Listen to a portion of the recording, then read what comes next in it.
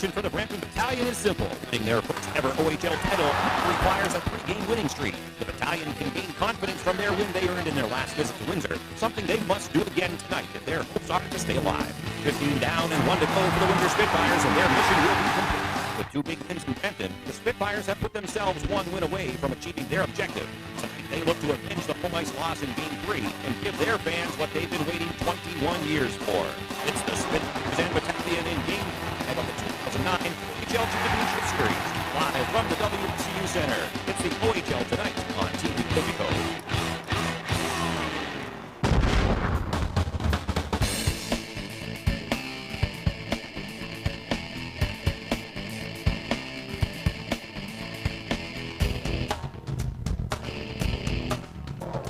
Superstitions are running high tonight. The players are anxious, the fans are anxious, and oh my, what an atmosphere here tonight at the Windsor Family Credit Union Center.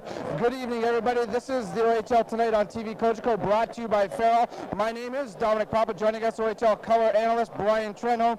Mentioned the superstitions, Brian. A lot of those running tonight with the players. I know I've had a chance to talk to some of the Spitfire guys. I would imagine the Battalion as well. You know, all the little superstitions coming into play here. Yeah, anybody that thinks that the Windsor Spitfires are ready to let the foot off the gas, they're thinking wrong. They certainly are not taking anything away from the Brampton Battalion. You know, a 3-1 lead is always a difficult lead to hold, but you know, we look at a statistic, and we'll look at it in a little bit, that it is very difficult to come back in the OHL finals from a 3-1 lead. But I don't think that the Windsor Spitfires, like I said, are ready to say it's over at this point. Yeah, fans anticipating and hoping to see the J. Ross Robertson Cup come out tonight. Brian, we go back to Game 4. It ended on a very chippy note. Do you think some of that may carry over tonight? Well, it may carry over, but I think the Brampton Battalion, they have one thing to do here. The backs are against the wall. The only thing they can do is bring their A game tonight, try and chip themselves back into this, you know, they've got to take the crowd out of it right away, and they've got to be able to hold Windsor, you know, below the 20 shots a period that they talk so much about. I don't think that it's going to be an ugly game by any stretch. I think Stan Butler's a focused coach who knows that the name of the game is winning, and I don't think retaliation for anything is really going to play much of a factor. Taking a look at the numbers that you alluded to, Brian, not a lot has changed since our last broadcast here in Windsor, but again, some of those numbers that really stand out. You look at the save percentage again, Brian, of the 2 goaltenders, and again, the power play. That has to be so disappointing to Coach Butler and the Brampton Battalion. Yeah, if you would have told me, you know, 3 weeks ago that the save percentage would look like this, you know, with Thomas McCollum being at an .867 save percentage, you know, that's quite shocking. The first game really did hurt him, no question. 10 goals against, not all against him, but Andrew Engelage, you know, you got to give the guy credit. And Andrew Engelage has been a guy that all year long has really been questioned. When you look at his numbers, he's at .926 save percentage. He's really done a great job. Yes, and never gotten a lot of credit for it. Player watch tonight, you look at for the Brampton Battalion, Andrew Merritt. Here's a guy that Coach Butler needs to see do more here tonight, Brian. Andrew Merritt was an experienced player brought in at the trade deadline. He's not known as a prolific scorer, but when they're big guys that Brashaw out tonight, he's going to be a guy that really does need to step his game up for the Battalion. And another guy that was brought in at the trade deadline for the Windsor Spitfires, Ben Schutron, maybe the MVP of this series, Brian. Certainly a valuable asset throughout the playoffs for the Spitfires. Well, watching Ben Schutron break into this league as a 16-year-old, he was known as mostly a scoring defenseman. Now you look at him, and he's a shutdown guy. He's a very calm and coordinated defenseman. He's just been all world for this team. Well, we're set. That sets up tonight's hockey game. When we come back to the Windsor Family Credit Union Center, the opening face-off and the call. This is the OHL Tonight on TV Cogeco, brought to you by Fairhall. A shot from outside the Windsor Family Credit Union Center. The fans still filing into the masterpiece on McHugh. Inside, it is a madhouse. A loud electric building. Game 5 is set to go of this OHL Championship Series between the Brampton Battalion and the Windsor Spitfires. Good evening again, everyone, and welcome back to the OHL Tonight here on TV Cogeco, brought to you by Farrell. My name is Domenic Papa, along with Bill Kelso, Kara Rowe, Brian Trenholm, and the entire TV Cogeco crew. Glad to have you along for the ride tonight. The Spitfires looking to finish it off.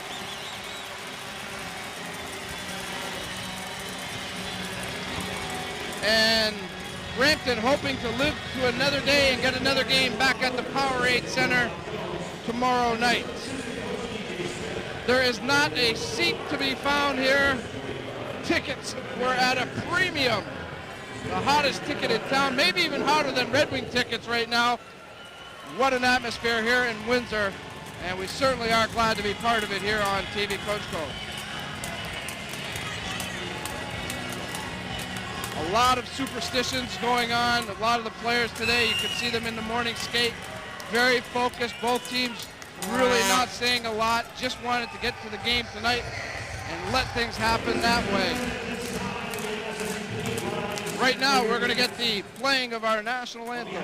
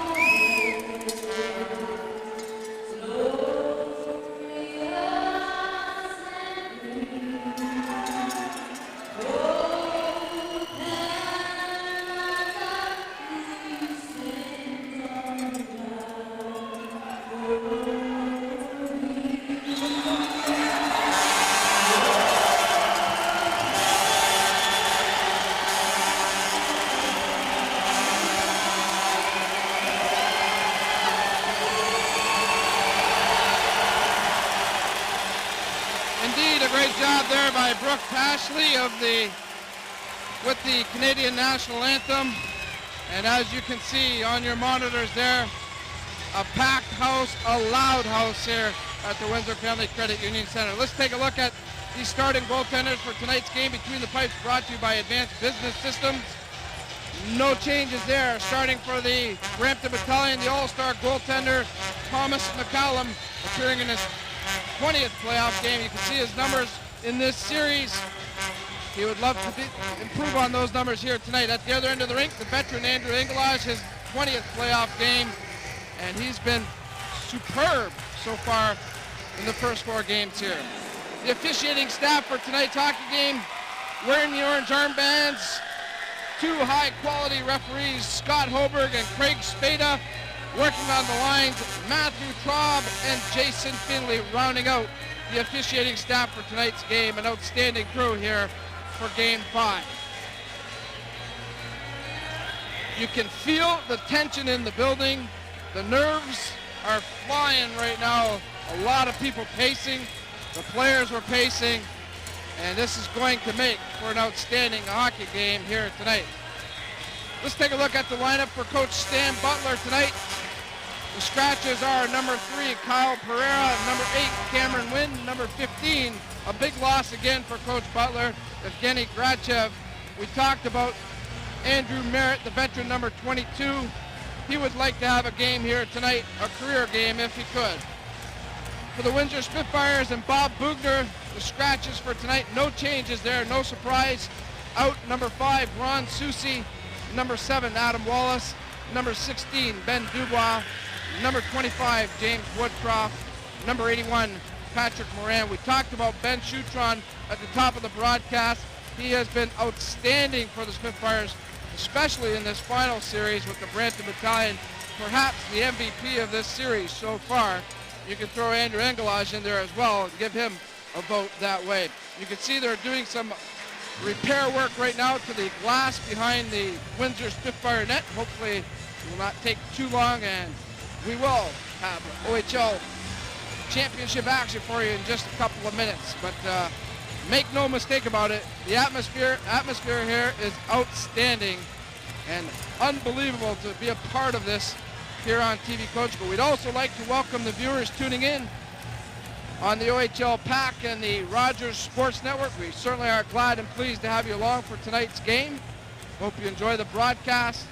Got a lot of good stuff planned for the intermissions, and we're hoping for another classic hockey game here in the OHL Championship Series. As mentioned, Brian Trenholm is down at ice level in between the benches. Brian, you getting anything there? What are you feeling down between the benches? This building is absolutely electric. I don't think I've really experienced anything like this before. To be at ice level, it's just crazy. The warm-up, you could tell there was definitely a lot more emotion shown in the warm-up than there was in the previous games in this series, I can tell you that. Some of the big boys were winking at one another, and I think both teams are prepared to go here real hard. Well, I know before the game had started, Kang and Greenup were having words at center ice. You have to wonder about that tonight, but I think we talked about it at the top of the broadcast, Brian, where, you know what, you got to play hockey here tonight. Stick to the hockey.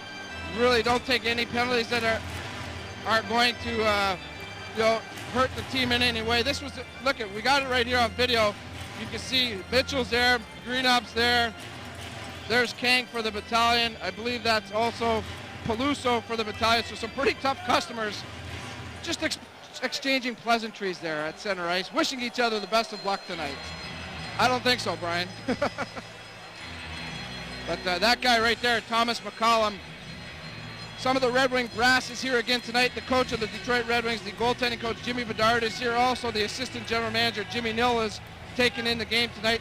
One of the head scouts, Joe McDonnell, is also here. So Thomas McCollum would love to impress the brass of the Detroit Red Wings as they take in this game here tonight. A lot of pressure on that man, and you know what? He's been in pressure situations. Playing in the World Juniors is no piece of cake, that's for sure. Take a look at the playoff records for these two fine bench coaches. For Stan Butler, he's appearing in his 85th game. He's 3-8 in the elimination games. He'd like to make that 4-8 tonight. And of course, Bob Bugner is a perfect 3-0 with the playoff run this year, hoping to make it 4-0 and earn a ticket to Rimouski with the Windsor Spitfires squad. We're still in a little bit of a delay here to start as they're doing some glass repair behind the Windsor Spitfire net. Bill, let's bring you into the broadcast tonight. And obviously for yourself, this has got to be a highlight of the career to call a championship series. Oh yes, we of course did it back in '88, but this is live. Obviously before we did it live to tape, so quite a difference. And this building is just electric. Yeah, I know. In even the last day, Bill, in between games, I know I've been bombarded with calls and ticket requests and just, what do you think, Dom? I would imagine the same for you. Oh, everywhere we go. And they're about set to go, too. The glass is repaired. Yes. They're ready to go at center ice. Let's send it over to the voice of the Spitfires, Bill Kelso. Thank you, Dom. Hi, everybody, and we're nicely underway. And the puck rolls inside the Windsor zone. Here's Ben Schutron. Schutron with Kang on the forecheck. Henrique at center. He'll slip it inside the zone. McDermott on the hustle. McCollum will play it. He's going to whistle on the play. Offside, I think. 1946. Left in this first period. We're just 14 seconds in. I don't think there's going to be I really think the first 5 to 8 minutes is going to be very important to the battalion especially, Bill, only because you look at the crowd. You mentioned the crowd, how loud it is. They're going to have to try to take them out of the game and also just get their nerves settled down. Here's Peroff, a pass at center off the stick of Hodson in the Windsor zone. Mark Kandari goes across to Schutron. Steered by Henrique. That's going to go up into the crowd. Slow start to this one, 26 seconds in. See, Coach Butler made an early line change there.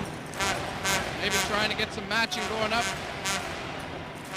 That's a big loss, having Grachev out of the lineup for a second straight game. Absolutely. Cuts into their scoring depth, that's for sure. Henrique, Shug, and McDermott remain on the ice for Windsor. Slapped in by Peroff. To the far side it goes, Jason Dale. In the slot, Hodson in the corner. Peroff down the boards with a shot blocked by Shug. Kept in by Dale. Dale with a long shot, stopped the defense by Kandari, and he'll come out for Windsor to Henrique.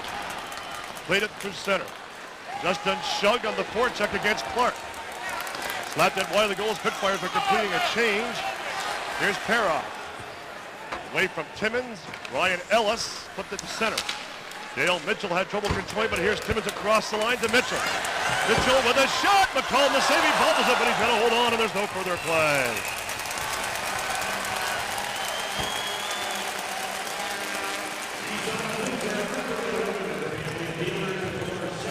McCollum gets the first test, and he's equal to it. Take a look at it here. Nice play by Timmins there. Good move by Mitchell. A quick wrist shot. We know how quickly he gets that shot off, Bill, and right there was a good example of it. Battalion controlled the draw, but up against the boards was Timmins, couldn't control it. Matt Kang, a lead pass through center. Dumped in by Tankski, and it's taken by Ryan Ellis. Around for Mitchell. He was stood up there by Day. Right in the neutral zone is Tansky. Got Tansky pulling away from Wellwood. Through center is Duchesne. Duchesne up across the line. He's dangerous. Here's the shot. Angela's got a piece of it. Rebound is batted wide of the goal. Wellwood goes after the loose puck. Timmins outlets to Ellis with Mitchell. Skating through center. Ellis up across the line on a switch. Here's Mitchell with a shot. Oh, and he's just whistled it wide. They're through center or to center ice, and Ellis will throw it right back inside the zone, and Hall will race after it for Windsor. Hall on the forecheck against Albert. Played by Alexander Erickson. Locchiano's on the ice for Windsor as well. We got a penalty on the play. Let's go in here on here. Looks like it's going to Windsor. Looks like it's going against the Spitfires. It's going to be a slashing call. Scott Timmins is heading towards the box. So Brampton will get the first power play of the game. This penalty comes at 1:58. Scott Timmins for slashing.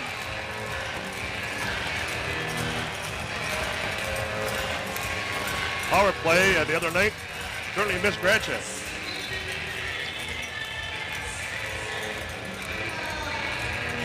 Hodson, Peluso, Duchesne, Perroff, and Josh Day. Here's Day across to Perroff.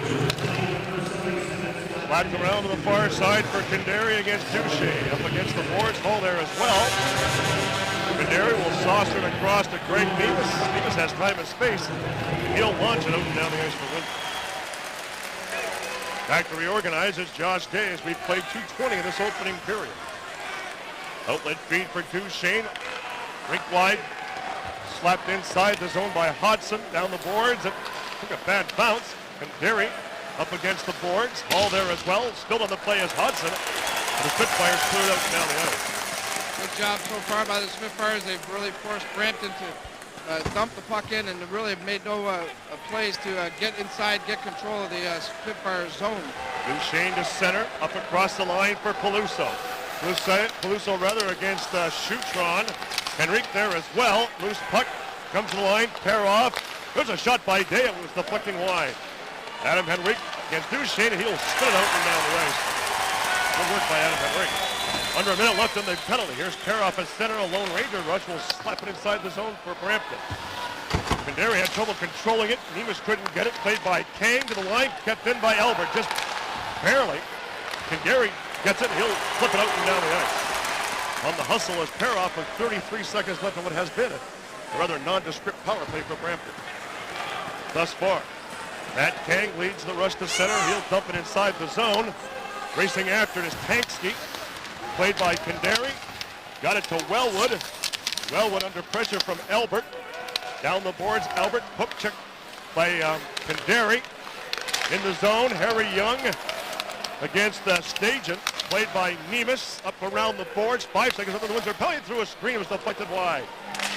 Kept in by Alavi. Back to the goal for King. The Spitfires are back to full strength. On the ice comes Timmins with a shot. It was whistled wide by King, and away is Scott Timmins.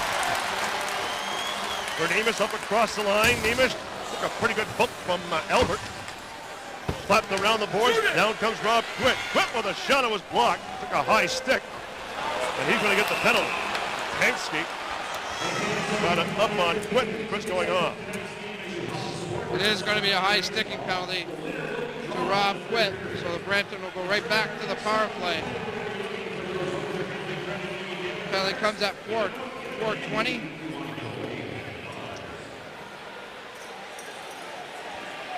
The Battalion are calling for a 5 as Tansky has been dinged up, but no evidence of any blood there. Brian, do you see anything down there?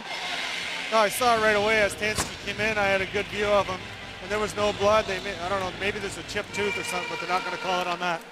Harry Young pounds it off the boards and takes a Windsor bounce up and down the ice. On the hustle is Lane McDermott. Scott Timmins thought better of pinching. Duchesne goes across to Josh Day. Day stick handling through center, knocked down. Glove pass, that's Harry Young. It came outside the zone. 1:41 left in the Spitfire second penalty. Let's quickly go down to Brian. We talked about the importance of Evgeny Grashov to this battalion team, and you know, one place where he's going to sorely be missed is on the power play. He always plays the right side as a left shot, and he's on the defense. You know, they got to add Ken Peroff there, and that's not a very good switch off in ability levels. Grashov's always a threat with the puck, handles it well under pressure. He's got a good shot. Hall bending in against Hodson. Nemus is the other forward. Hall is chased, and Nemus will take over. Battalion had possession, but it's chipped down the ice by Windsor. They're off, back to regroup. Near the 5-minute mark in this opening period. First time in the series, a team on the brink of elimination. That's the Brampton Battalion. Inside the zone for Hall, and he'll lift it out and down the ice. Battalion have to be a little more aggressive getting into the zone. They're pretty passive, aren't they? Exactly. There's just nothing, no drive there. Dave for Hodson. Hodson shifting his way through center. Took a chop from Nemus. He'll slap it in. Hall gets the puck first for Windsor. Got it to Shoutron across to Ellis. Had trouble controlling it in his feet. Nemus takes over for Windsor. Had a stick tied up by Peluso. At the line, kept in effectively by Day. Good play by Day. It's across to Peroff. Here comes the shot wide of Angelos. The rebound. Oh, just fired wide by Duchesne. Peroff here at the left point. Down the boards it goes to Peluso. Back to Peroff. Peroff with a shot. It's blocked by Angeles. Hall will go after it, and he'll slap it out and down the ice for Windsor. Brampton's best chance on the power play as it's cleared up through center and fired in by Hodson. Mark Kaderi there first for Windsor. Got it past King. It comes to the line and out. Off the stick of Eric Wellwood with just 24 seconds left in the Windsor penalty. Allaby will dump it to the corner. Henrique there first. Far side it goes. Mark Kanderi poked it against Kang. Comes to the line. Allaby stopped by Kanderi. He'll race away with Wellwood. 2-on-2 through center. He'll just play it inside the zone. And the Spitfires with 5 seconds left in the penalty. Wellwood on the forecheck. Brad Albert with 13:40 to play in the period. The penalty's expired to Windsor. Locktianov will slap it in from center. Racing after it is Dale Mitchell against Matt Kang. Along the end boards for Albert. Ronald O'Donnell on the ice. Knocked down his man. That was Oliver. At center, staging across the line with a shot. Angela has a save, and he'll steer it to the corner. On the loose puck is Locktianov. A long lead pass for Mitchell and good one. Cross the line against Erickson. Catching up on the play. Here's Ellis. Ellis centering, pass it, but for Mitchell, he couldn't spin it to the goal. Out come the Battalion racing away. This is Carrick. Carrick up across the line, set up by Blacker. Played out by Mitchell, out through center. Racing after it is McDermott. On the move is Locktianov. Locktianov, but McDermott in front, he couldn't steer it to the goal. McDermott back to Blacker. Blacker with a shot towards the goal, just deflected wide.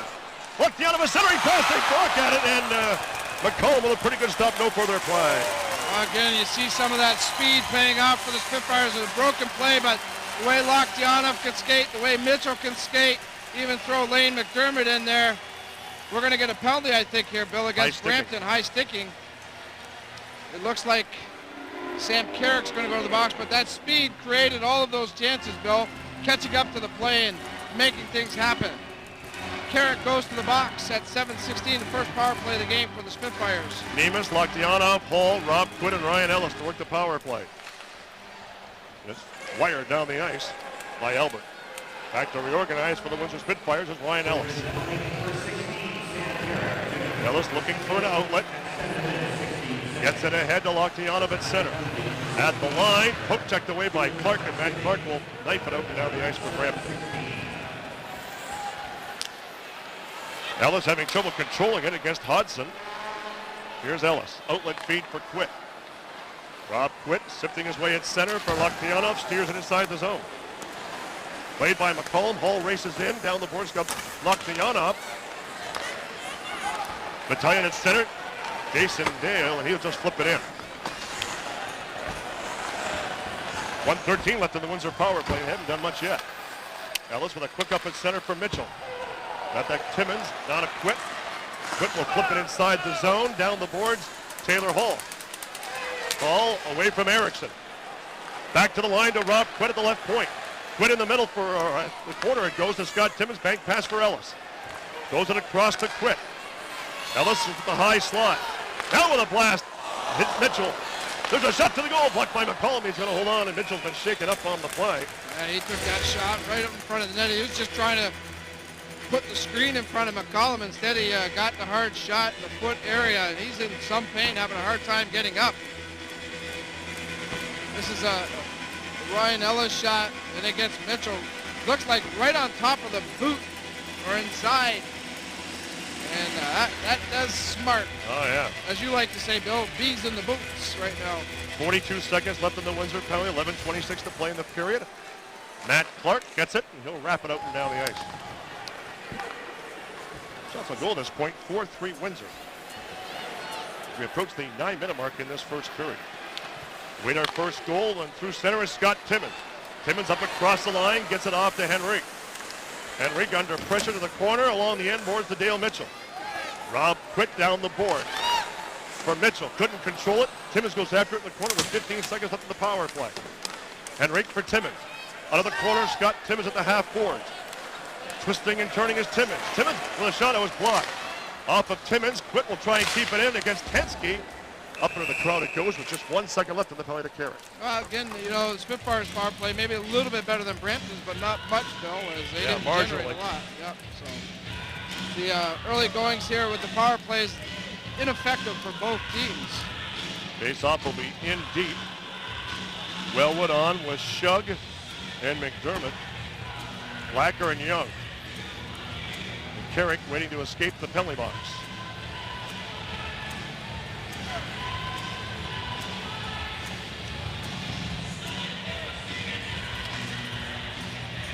Wellwood bending in.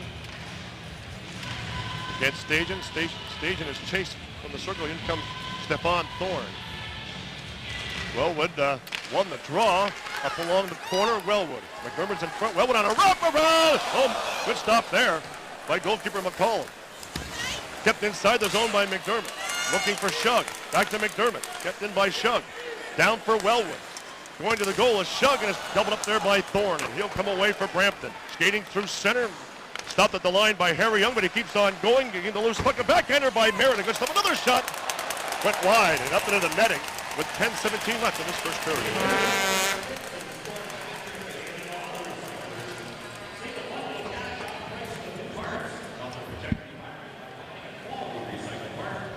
So nice to see this building packed with 6,500 plus fans in there. Yeah.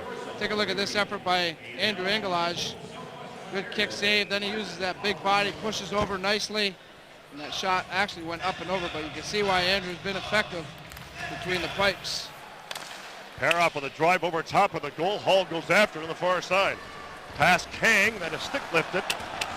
Ellis couldn't get it. Now he does. Stopped by Duchesne, and the Spitfires get it out to center. Paroff will send it back inside the zone. Evacuating the zone was the Brampton Battalion. Here's Ellis. Lead pass on the far side. It goes to Loktionov. Jams on the brakes against Clark. The late man is Ellis coming in. Here's Ellis. Centering pass in front for Nemus. Ellis had a chance to take it to the goal. Out come the Battalion. It's okay to shoot. Duchesne up across the line with Harry Young. Made his move, but it's stopped by Ellis, and away is Greg Nemus. The lead pass for Hall. On the wing it goes for Loktionov, and a nice play by Albert. Albert steps across the line. Brad Albert moving in. Here's the shot. Angelos has had some trouble with it. It's played by Ellis, and Loktionov will pounce on the loose puck for Windsor. At center for Nemus. Nemus over for Hall. Taylor Hall against Josh Day. Loktionov was free in front. Hall still plays it off a leg, and here's a break for Cody Hodson. Hodson with a shot. Angelos the same. He's threw it to the corner. Good stop by Angelos. Hall in the corner can't get it. It's played by Dale to the line. Alexander Erickson with a shot in front. It was blocked, and it's cleared out and down the ice by Windsor. Icing waved off. 8:55 left in this opening period. Thoughts now over 6 apiece in this contest. Cody Hodson. Lead pass at center. Steered inside the Windsor zone wide of the net. Ben Schutron under pressure from Peluso gets it to Kandari. Outlet feed for Timmons. On the wing it goes to Mitchell. Off his skate inside the zone. Icing charge, this is the OHL Tonight, presented by Fairhall.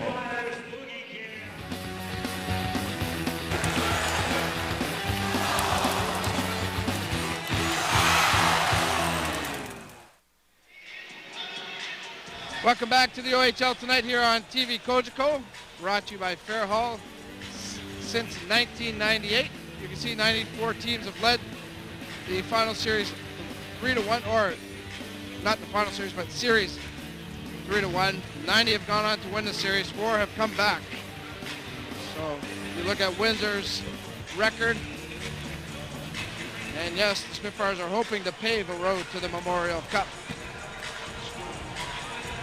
8:35 to go here in the first period.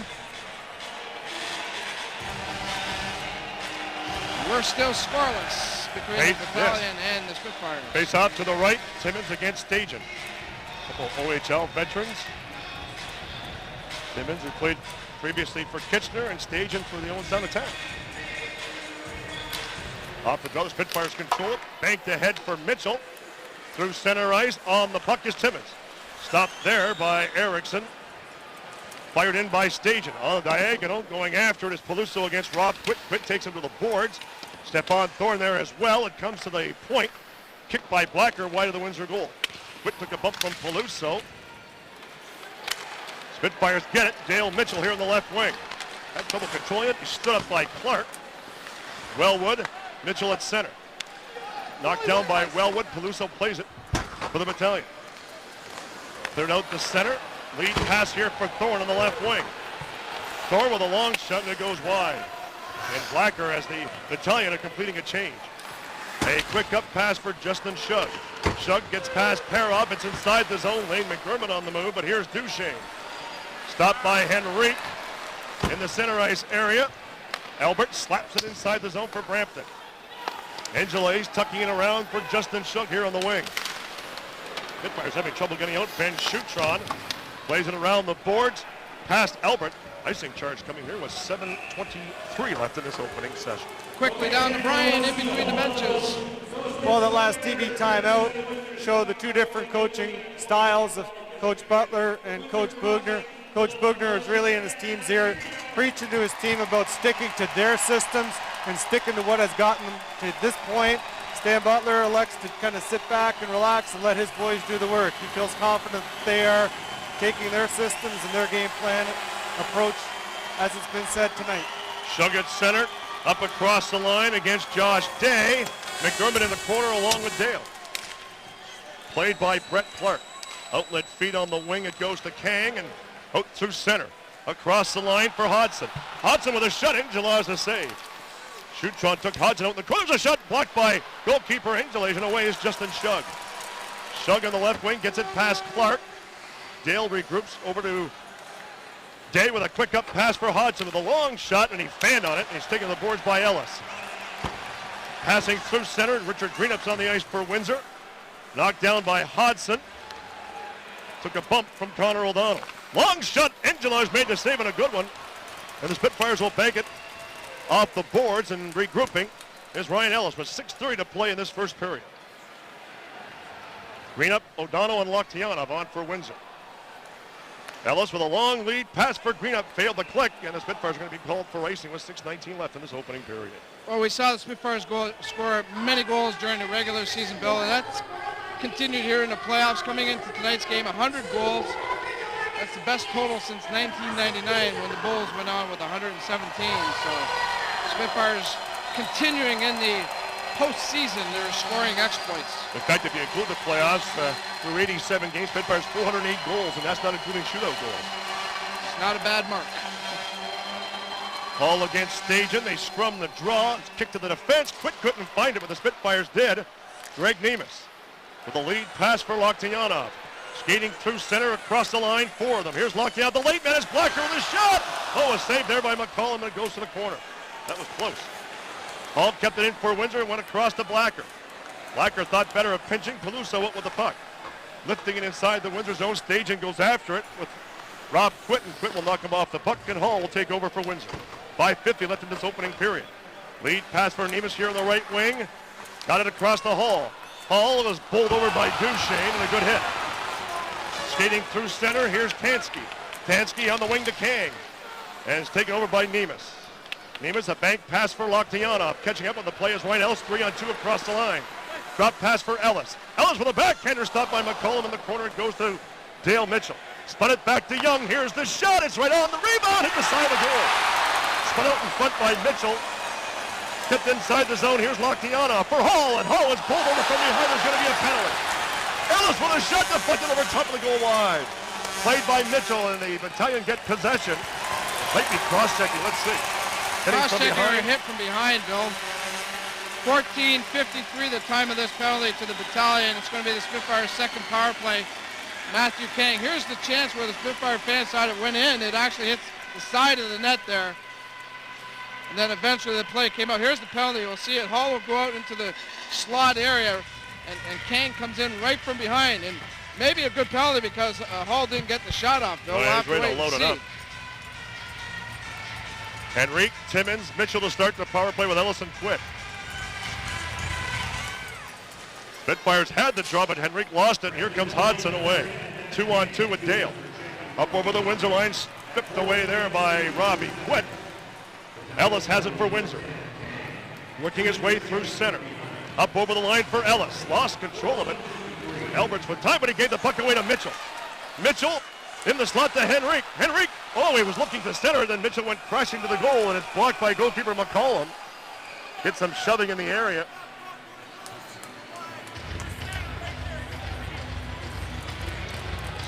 I think Henrique was looking to pass that puck, though, by the looks of it. He just couldn't get the trigger pulled and get the puck over. Now we're going to get some penalties. At least one. Mitchell for sure. Mitchell's going to the box.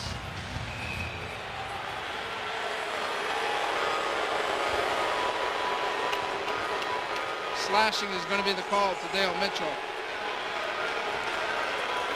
And that'll nullify the remainder of the Spitfire power play, and eventually Brampton will have an abbreviated power play. 24 seconds is the differential between penalties. Might have been a reputation penalty there. Well, Bugner thinks so anyways. From the look on Bugner's face. Nemus leaning in against Duchesne.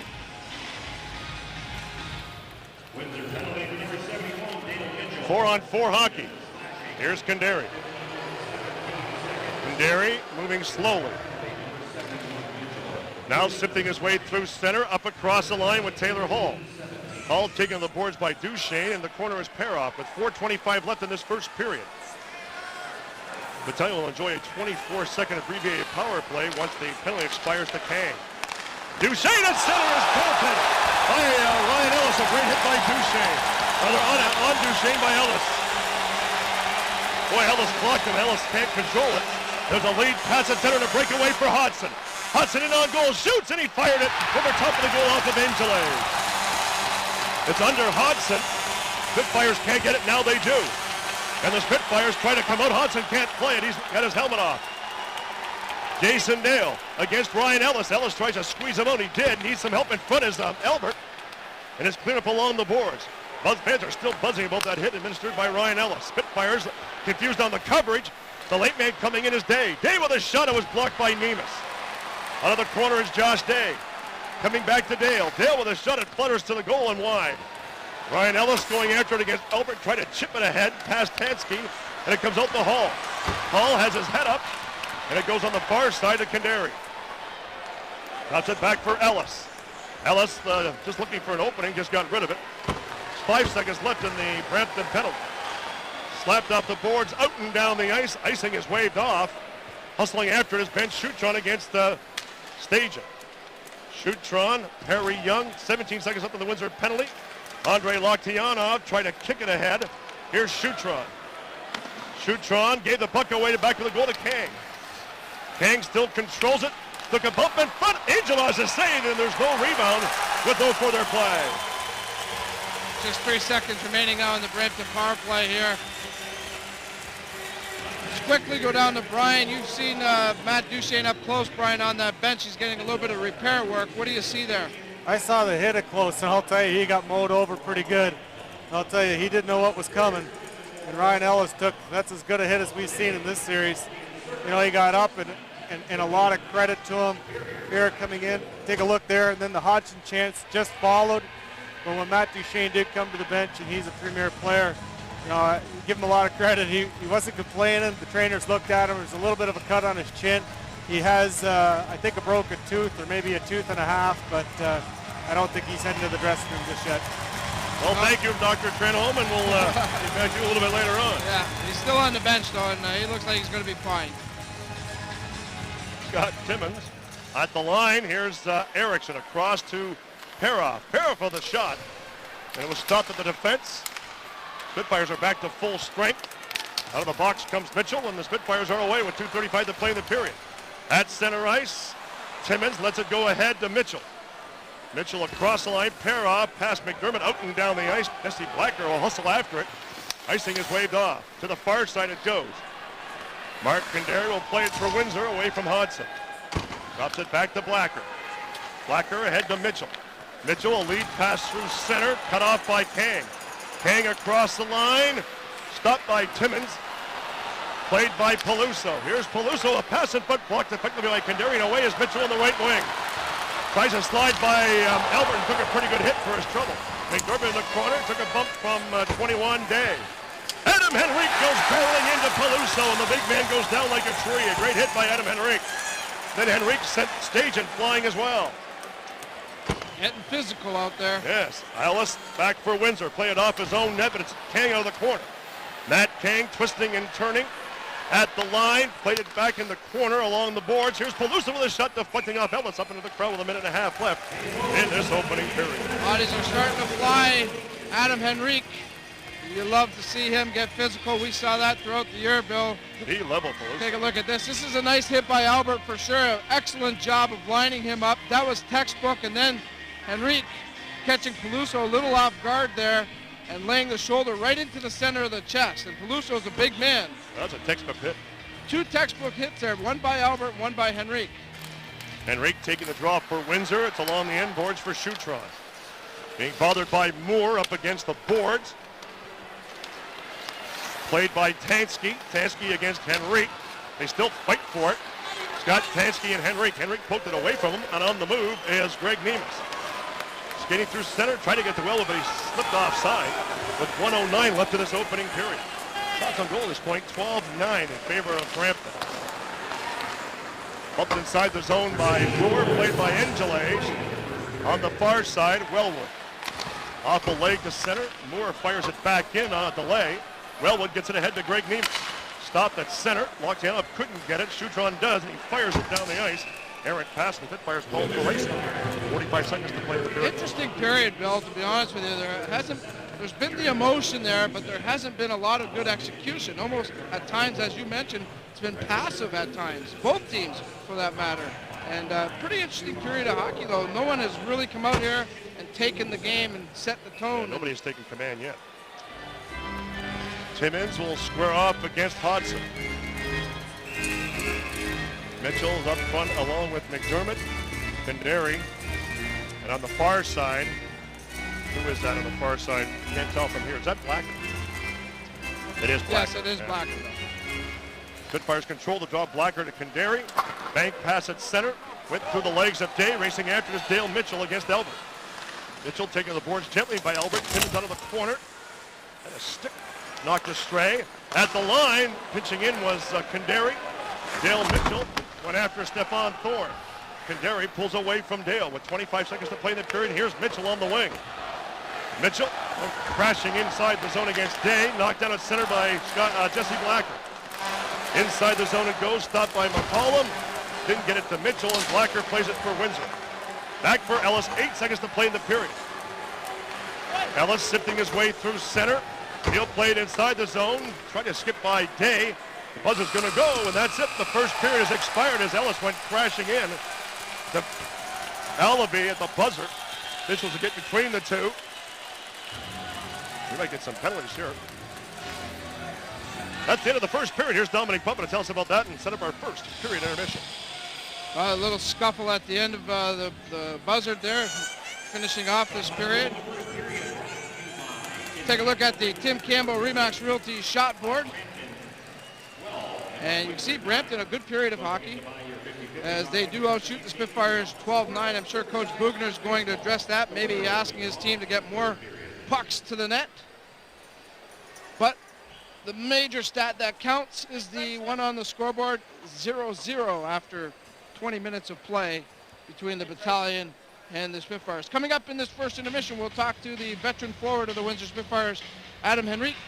Kara Rowe is in the house. She'll take care of fans in the stands. A very special guest taken in the game tonight, former Windsor Spitfire and now a member of the New York Islanders, Joshua Bailey, will be on hand. We'll recap the first period of play and get you set up for action in the second period. But not a lot to talk about really in this first period of play. As I mentioned throughout the telecast here in that first period of play, both teams at times looked a little bit passive, really didn't generate a sustained offense. Nobody really took charge out there, and I'm sure both coaches will address that and tell their teams maybe to find a way to pick it up a notch and, you know, try to assert themselves and take it to the other squad. But we did see some physical play towards the end of the period, and maybe that will ignite things into the second period. Of course, you have a big crowd here at the Windsor Family Credit Union Center, and they are anxious to jump out of their seats. So we'll see if that indeed does happen here as the game goes on. As I mentioned, though, 20 minutes gone by, nothing to report on the scoreboard, and the Battalion trying to fight for another day, and the Spitfires trying to book a ticket to Rimouski, Quebec for the 91st edition of the Memorial Cup, which will start in, about a week from tonight, I believe. Next Friday night is game one of the Memorial Cup in Rimouski. We're just awaiting the arrival of Spitfire forward Adam Henrique. Henrique, so far in the playoffs, a goal and 2 assists. Sure he'd like to improve on those stats a little bit. Right now we're just getting information that Adam might not be available to us, so we do apologize for that. Obviously Coach Bugner wants to address his club, make sure that everybody's on the same page. As I mentioned, they only had 9 shots in that period. That's not a typical period for the Spitfires. They like to see more pucks at the net, so Coach Bugner elected to keep Adam in the dressing room, and we do certainly understand that. So we're going to take a timeout. When we come back, we'll go to Fan in the Stands with Kara Rowe. This is the OHL Tonight on TV Cogeco, brought to you by Fairhall.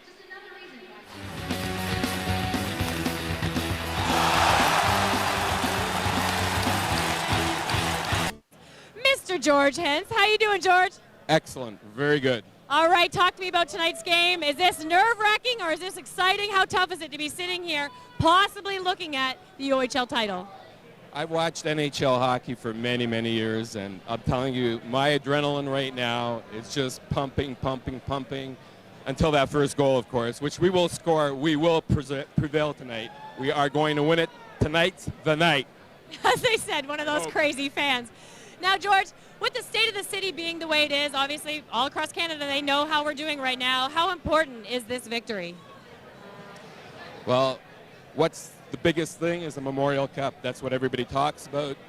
We'll be there next week. In fact, I'm thinking of how I'm going to tell my boss that I need some time off. Ask him right now. I'm just really sore, honestly. Now, we've talked so much about the 88, the year of the 88, when they didn't win the Ross Robertson Trophy. Okay, so what is going to be your memory from this series if we're fortunate enough to take it tonight? My memory is going to be my family is here, my daughter, my son, Zach, Olivia, my wife, Janice. It's a family affair. I mean, you got to support the team throughout the whole year, not just on the bandwagon. We've been here since day one. We spoke earlier in the year, and it was an awesome time, and it's just been a great year here. And I really look forward to next year. Now, sum up the year for me, all the things that did happen, obviously getting the new building, the All-Star Game. What has this year been like? Sum it up for me. It's a total experience, from family, from entertainment. We got the greatest goalie, #1 goalie with Andrew. We got great kids coming up, like the Matt Crick kid, Evan. He's going to be great. So there's just so much to look forward to, and it really gives the city a little bit of a boost because, let's face it, times aren't the greatest. Now, George, you always bring up the toys, the different things that torment the officials and torment the other team. Are there anything new that came in this year or you have planned for next year? Well, we brought in the the referee shirt because, I mean, as an example tonight, and I don't want to be fined, so I'm going to keep my mouth shut, but you all know what I'm talking about. Any case, we usually razz them and get the rally going, and I think it's going to come out next period. Just keep watching the TV. All right, thanks, George. And one more thing is Happy Mother's Day, Sandy, and to all the ladies out there. All right, thank you. Good times tonight. All right, we're going to take a quick break, and coming up, former Spitfire and now current New York Islander Joshua Bailey will be joining Domenic Papa. You're watching the OHL Tonight on TV Cogeco.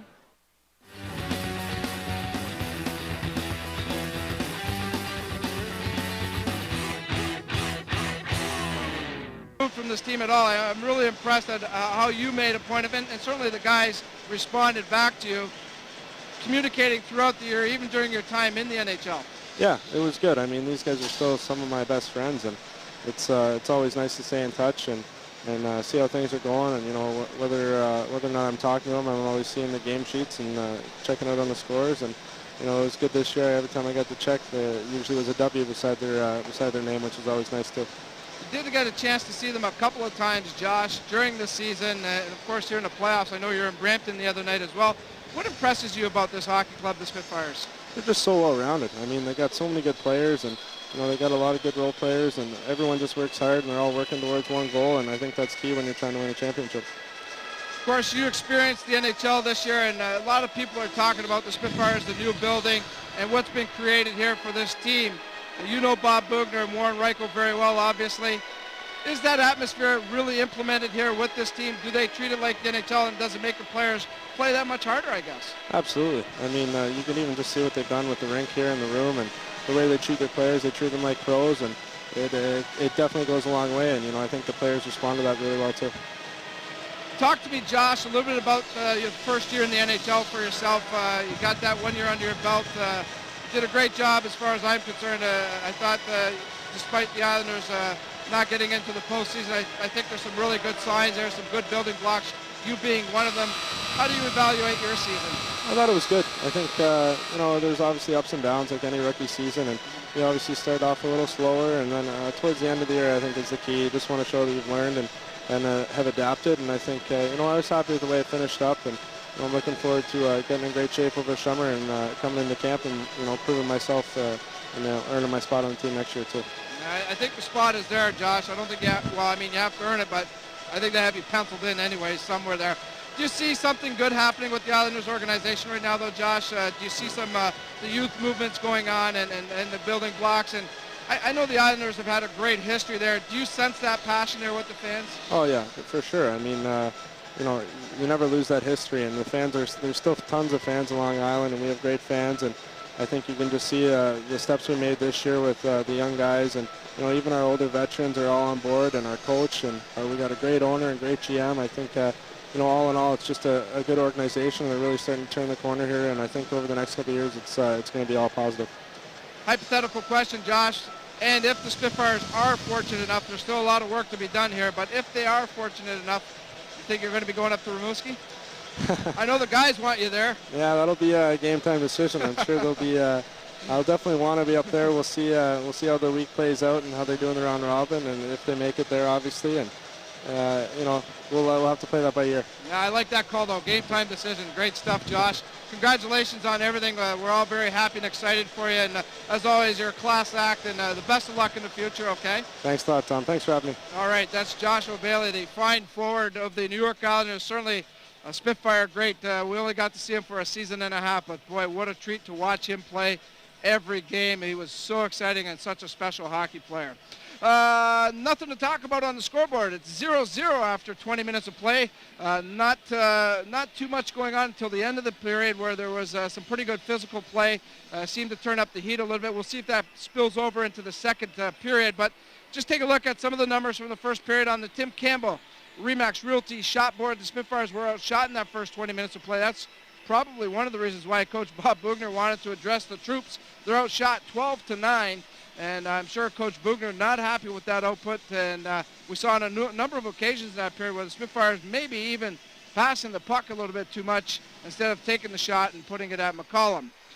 On the power play, Brampton was 0 for 3 with the extra man. The Spitfires 0 for 2 so far on the power play. Of course, the Brampton Battalion would like to extend this to another game at the bunker in Brampton. If indeed that does happen, that'll take place tomorrow night, 7 o'clock at the Powerade Center. We'll have that game for you right here on TV Cogeco as we listen to the fine broadcast out of Brampton with the Rogers sports team. Also, Game 7, still a possibility if that indeed is necessary. We'll come back right here to the Windsor Family Credit Union Center. A 7 o'clock tilt between the Battalion and the Spitfires. The score after 20 minutes of play, it's the Brampton Battalion nothing, the Windsor Spitfires nothing. When we come back, it's the call of the second period. This is the OHL Tonight on TV Cogeco, brought to you by Fairhall.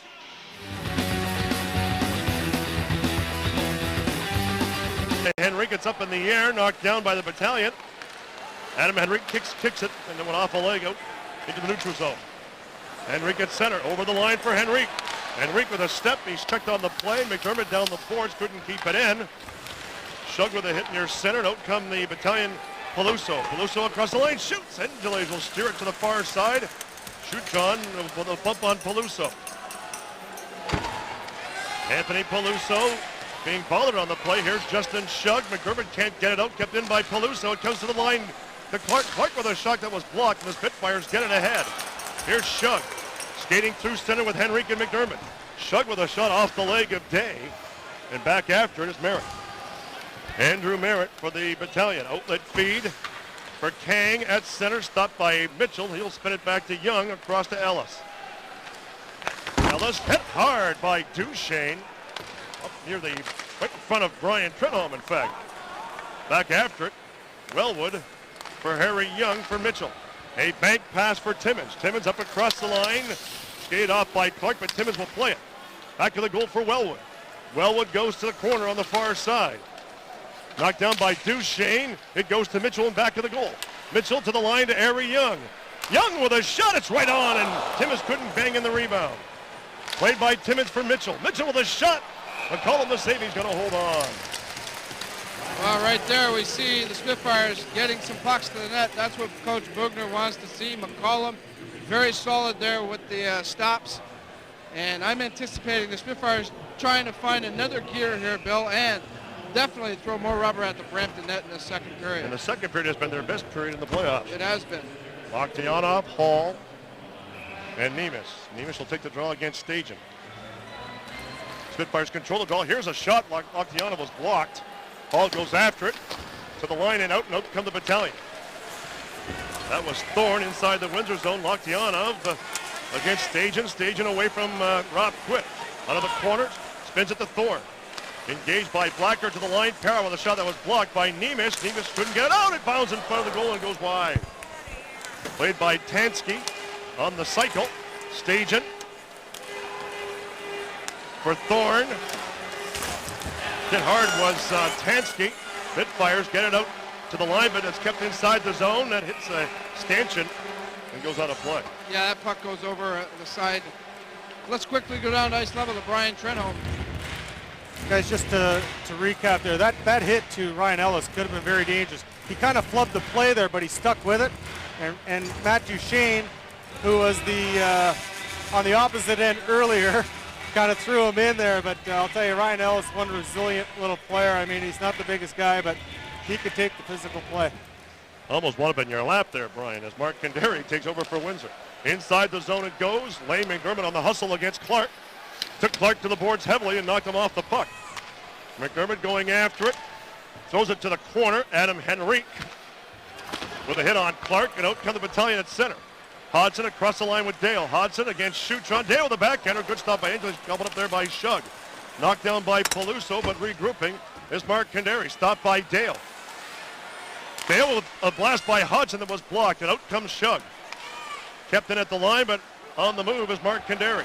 Kandari just gets it across the line. Spitfires are completing a change. Slapped in by McDermott. Now the Spitfire players will come on the ice, and here's Peluso here on the wing. Peluso skated off by Mitchell.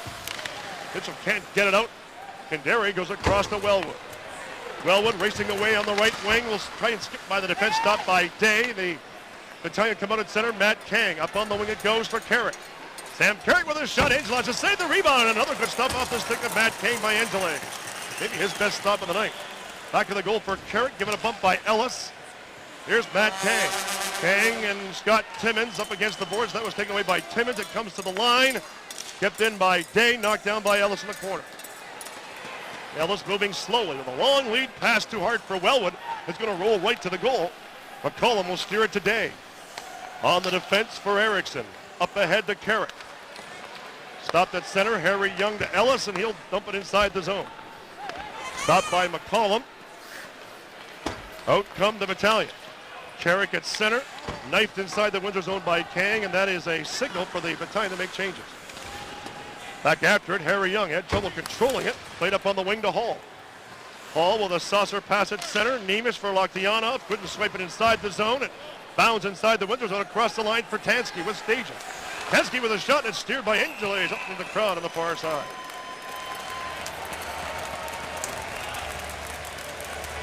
Take a look at Andrew Engelage. He's been solid tonight as well. There's a good pad save, a rebound, and he gets up in front of Kang, who picks up that rebound. But make no mistake about it, he hasn't been given the credit, but Andrew Engelage has been very solid throughout these playoffs.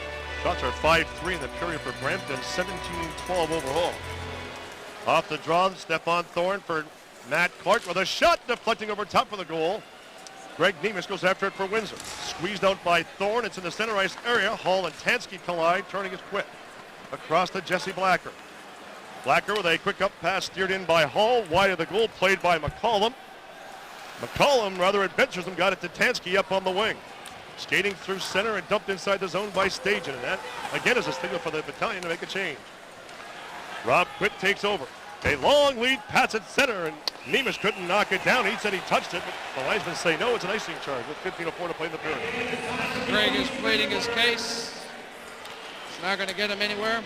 At this time, I want to wish a very special hello and a happy birthday to Andre Gagnon. She is the mother of Rob Gagnon, the media relations director here for the Windsor Spitfires. He does an outstanding job, and certainly we wish her a very happy birthday and many returns of the day.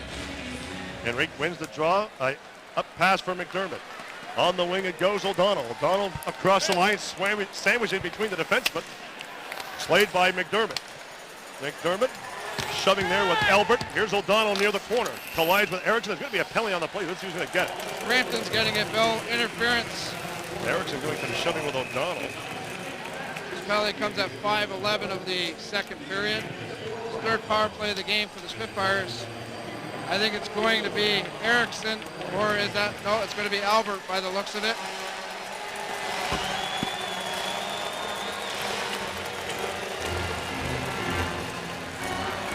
Face-off will be to the right of goalkeeper McCollum. Hall, Lochtianov, Neemish, Quitt, and Ellis. Neemish is looking for his first goal of the series. Rob Quitt at the left point, sends it across to Ellis. Ellis over to Rob Quitt. Quitt back for Ellis. Ellis with a shot deflects up into the netting. And they'll face off inside the zone. We're 5:21 into the second period, Bill. I'm surprised, and maybe, it's easy to talk from up here, but the energy level just doesn't seem to be there tonight on both parts, on both the Brampton and Spitfires part. Hall won the draw, got it back to Quitt. To the far side it goes to Lochtianov. Had trouble controlling, Days away. There with a lead pass for Hudson, and going after the puck is Rob Quitt. Quitt trying to take refuge behind the goal. Will back it up for Ellis. 1:35 left on the Windsor power play. Ellis to center. Lead pass for Hall. Hall across the line. Takes it to the goal. Backhander! What a save there by McCollum. Kept in by Ellis. Ellis across to Quitt with the crowd forming. Far side pass now comes to Lochtianov. Lochtianov at the side for Hall. To Ellis in the high slot. Ellis winding, shooting, blocked by Thorne, but he busted his stick and he's going to try and glove it out, and he does the center. Ellis going rink wide, but it's knocked down and kicked inside the zone on a delay, and away is Ellis. A long lead pass at center for Hall. Hall up across the line.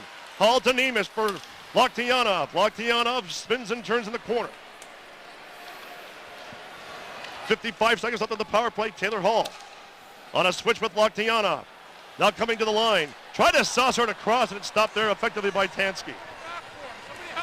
Ellis banking off the boards, but pinching down is Stajan. A 2-on-1 develops. Stajan now, and he was poke checked effectively by Rob Quitt. Quitt in the corner against Stajan, and he takes over for Windsor. Outlet feed for Henrique. 30 seconds up on the power play. Nice move by Henrique through center. Up across the line for Timmons, and he's stopped there effectively by Dale, and he'll knife it ahead to Hodson, and he is free. No, he's offside. Wow.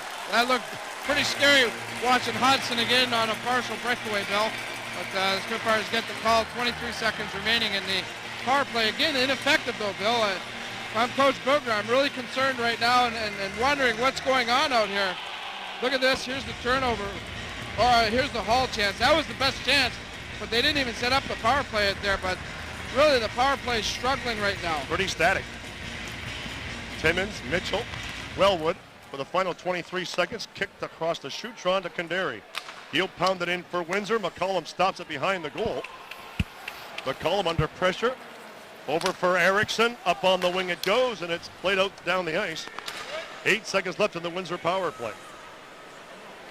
Ben Shootron reorganizes for Windsor. A quick up at center for Mitchell. Mitchell with Timmins up across the line. Mitchell dropping it back for Timmins. May not have been expecting it. Mitchell along the boards, can't get it. Timmins doesn't get it as well, and it's cleared out the center. Kandari will slap it in for Windsor. McCollum stops it. Lets it go to Day. Day around for Erickson. Played up on the wing. Andrew Merritt. On the right side, Peluso stopped by Kandari. Kandari now brings it across the line with Henrique. Here's Kandari towards the goal. McDermott the shot, the save, the rebound goes to the corner. Mitchell, it went off of Mitchell, kept it inside the zone. Played by Hodson, gave the puck to Henrique. Henrique now to McDermott, he couldn't control it. Side of the goal, and a pass failed to click with Henrique. Justin Shuggan is kept in by McDermott to Henrique. Henrique with a shot, of a nice block by Erickson. Another shot by Henrique and stopped by McCollum. McDermott goes after it, past Day, got it to Shug. Shug on a wrap around McCollum. Either side, they crash the goal. They bang away at it, and they've got a whistle on the play as Henrique does some shoving with Peluso. Oh my, what a goal mouth scramble. You can see at the tail end of that Spitfire power play, this line in particular crashing and banging and putting the puck at the net, Bill. Look at here, that's Shug going right to the net with it. Henrique earlier took a couple of cracks at it. That's what Coach Bugner wants. He wants every puck going at the net. He doesn't want that extra pass in the slot, in the hash marks. He wants shots at the net, and that's exactly what that line did. And they created a couple of good scoring opportunities. Henrique all over the ice on that shift. Very good shift for Adam Henrique. He's been effective here tonight. Lockdiana bending in. Taylor Hall couldn't get it. Nemus does. Here's Greg Nemus for Harry Young at the line, and it was deflecting off the leg wide. Played by Matt King, and he's just belted by Nemus. What a great hit administered by Greg Nemus. And Kang is up slowly, and we get a whistle on the play. Then Hall is spilled by Matt Clark. Hall and Clark have words. Harry Young enters the fray. Gets some shoving near the line. Mitchell to get between them. Two big hits here in the one shift. Look at Kang. He's seeing stars right now. That was just a huge hit by Greg Nemus.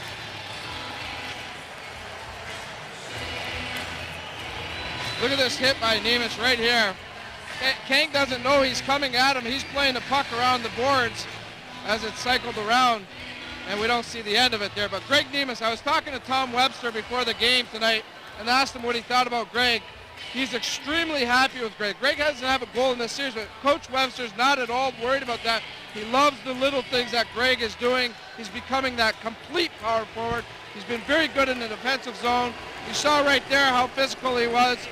Greg Nemus kills penalties. He's on the power play. This guy's becoming a very complete hockey player, and that's what excites Coach Tom Webster and the Calgary Flames. It's not just about goals with him.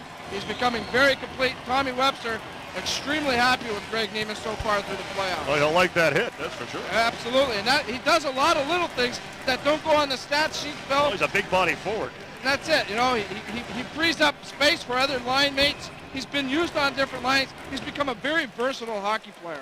Quit across to Ellis. He'll pound it in for Windsor. McCollum couldn't stop it. Hall in the corner against Matt Clark. Up against the boards. Lockyan up there as well. Lockyan couldn't get a stick on it. Now he did. Played ahead to Tansky. Tansky passing through center over the line for Stefan Thorne. Stood up by Rob Quit. They take each other to the boards. Tansky in the corner as well. Andre Lockyan couldn't get it free, but Ellis will. Ellis with Hall freed in the center ice area, and he takes the pass. A lead pass for Locktiano. It's just stopped by Clark. Played inside the Windsor zone, Ellis. A quick up for Hall. He'll steer it inside the zone. Nemus will hustle after it against Clark. Up against the boards, Albert hits Hall. On the puck is Nemus in front as Locktiano come back to the line to Ellis.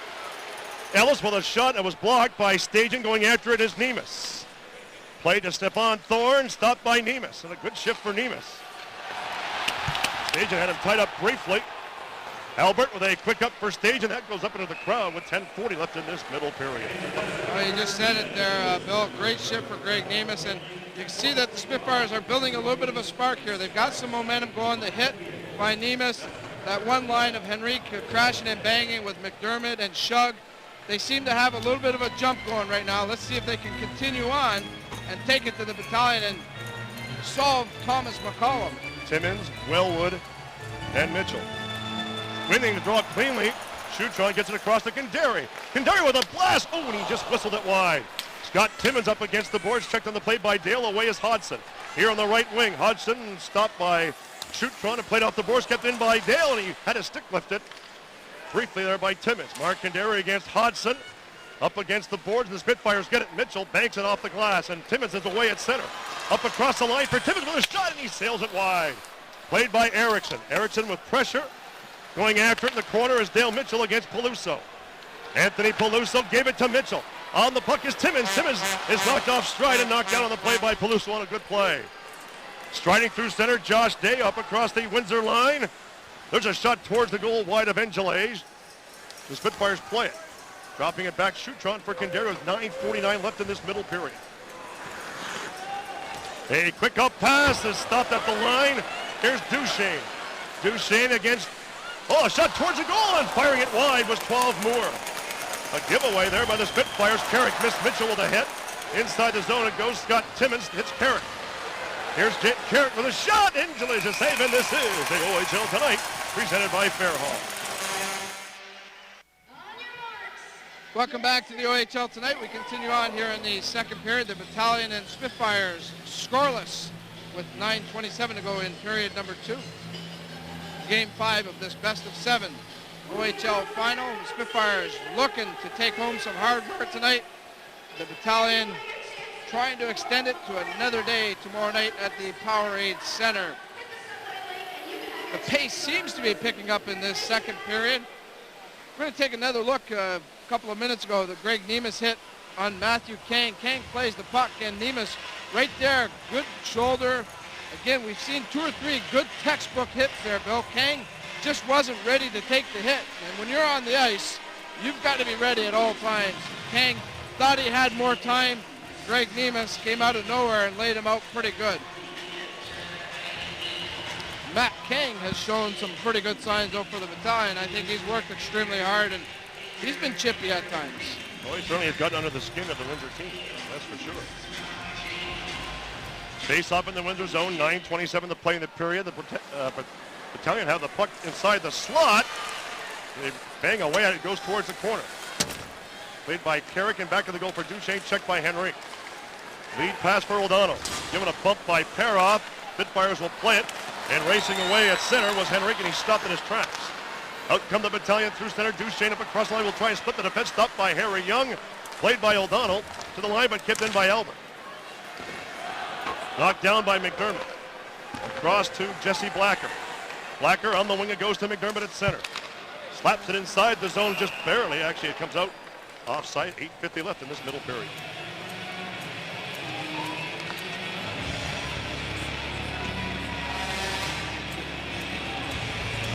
Looks like Connor O'Donnell has replaced Justin Shug on that line, Bill. He's played the last 2 or 3 shifts with that trio, so you have to wonder if Coach Bugner may be sending a message to Justin Shug. And Shug knows every shift you got to give it, or else you're going to be on the bench. Inside the zone, McCollum will play it. Lockdown couldn't get it.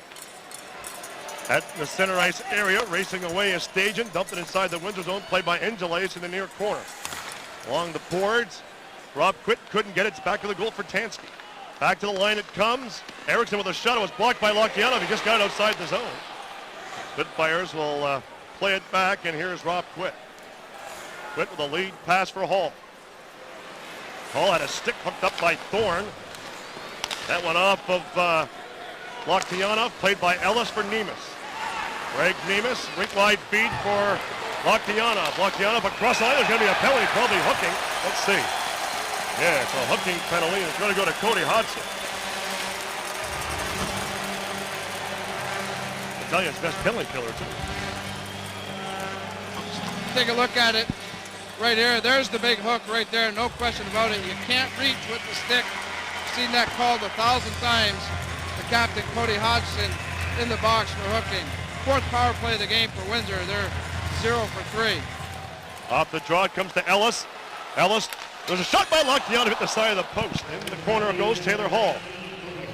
Hall trying to get to Lockdown, it's played by Albert. It hits Hall. Hall going rink wide, and Rob Quitt won't keep it in.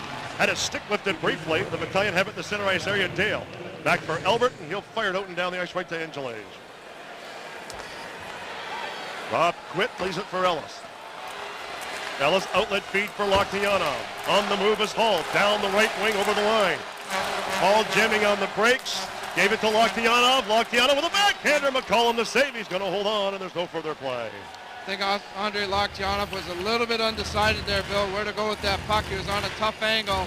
I think he was looking to pass, and nothing was available. Good job by the Battalion to mark the Spitfire men, and he took the backhand to the net. It's going to be a better shot than that if you're going to beat Thomas McCollum. Ball against Duchesne, wins it cleanly. Ellis at the line. Ellis with a shot, blocked by Duchesne.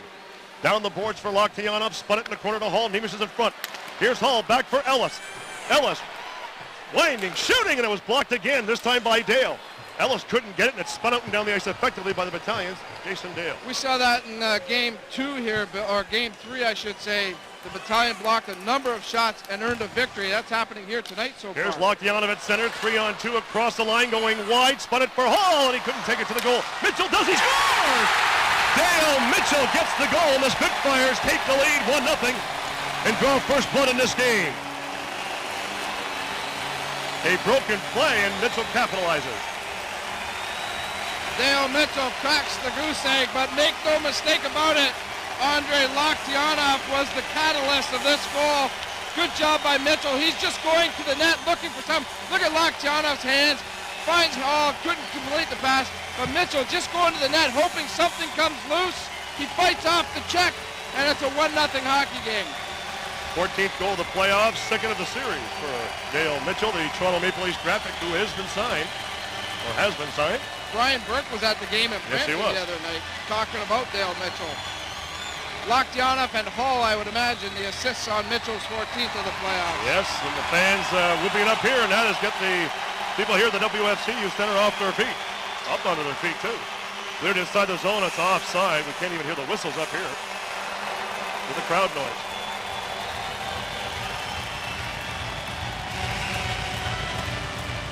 13:06 the time of the goal by Mitchell on the power play. First power play goal for Windsor in the last 3 games. Here's Kandari. On the wing it goes. Into the Windsor bench off of Justin Shug and the Brampton Battalion. Well, the life is back in this building. Well, you know what? Best prescription for the fans is a goal, and right there, Mitchell gets them out of their seats. And right on with McDermott and Shug. Here's Kandari. Up for McDermott. He'll softly lay it inside the zone. Taken by Merritt up against the boards with Henrique. McDermott there as well. McDermott plays it along the boards. Checked by Clark. Merritt gave it to Henrique. McDermott is pulled over by Hodgson. Slapped in by Schutron here on the near corner. Towards the near boards, McDermott couldn't get it. Out come the Battalion, Peluso across the Windsor line, away from Kandari. Schutron goes after it, took a pretty good hit for Schutron, but away is Kandari. Outlet feed it a good one to Shug. Down the right wing with McDermott across the line. Shug with a long shot, huge rebound. Bounding up in the air is gobbled up by the Battalion. A quick up pass across the line for Kang. Kang away from Timmins, kept it inside the zone briefly, but away is Taylor Hall. Lead pass for Wellwood, and he'll play it inside the zone. That was actually Justin Shug. Far side, Dale Mitchell gets the loose puck for Windsor. For Scott Timmins, away from Duchesne. Spun it for Mitchell. Mitchell against Peroff. Slides off him. Back to the goal for Timmins. Was looking for Wellwood. Played by Duchesne ahead to Kang. Kang against Blacker. Across the line for Carrick. Carrick with a shot. Angeles knocks it down. Going to put the other mitts on it. He's going to hold on with no further play. Quickly down, nice level to Brian Trenholm.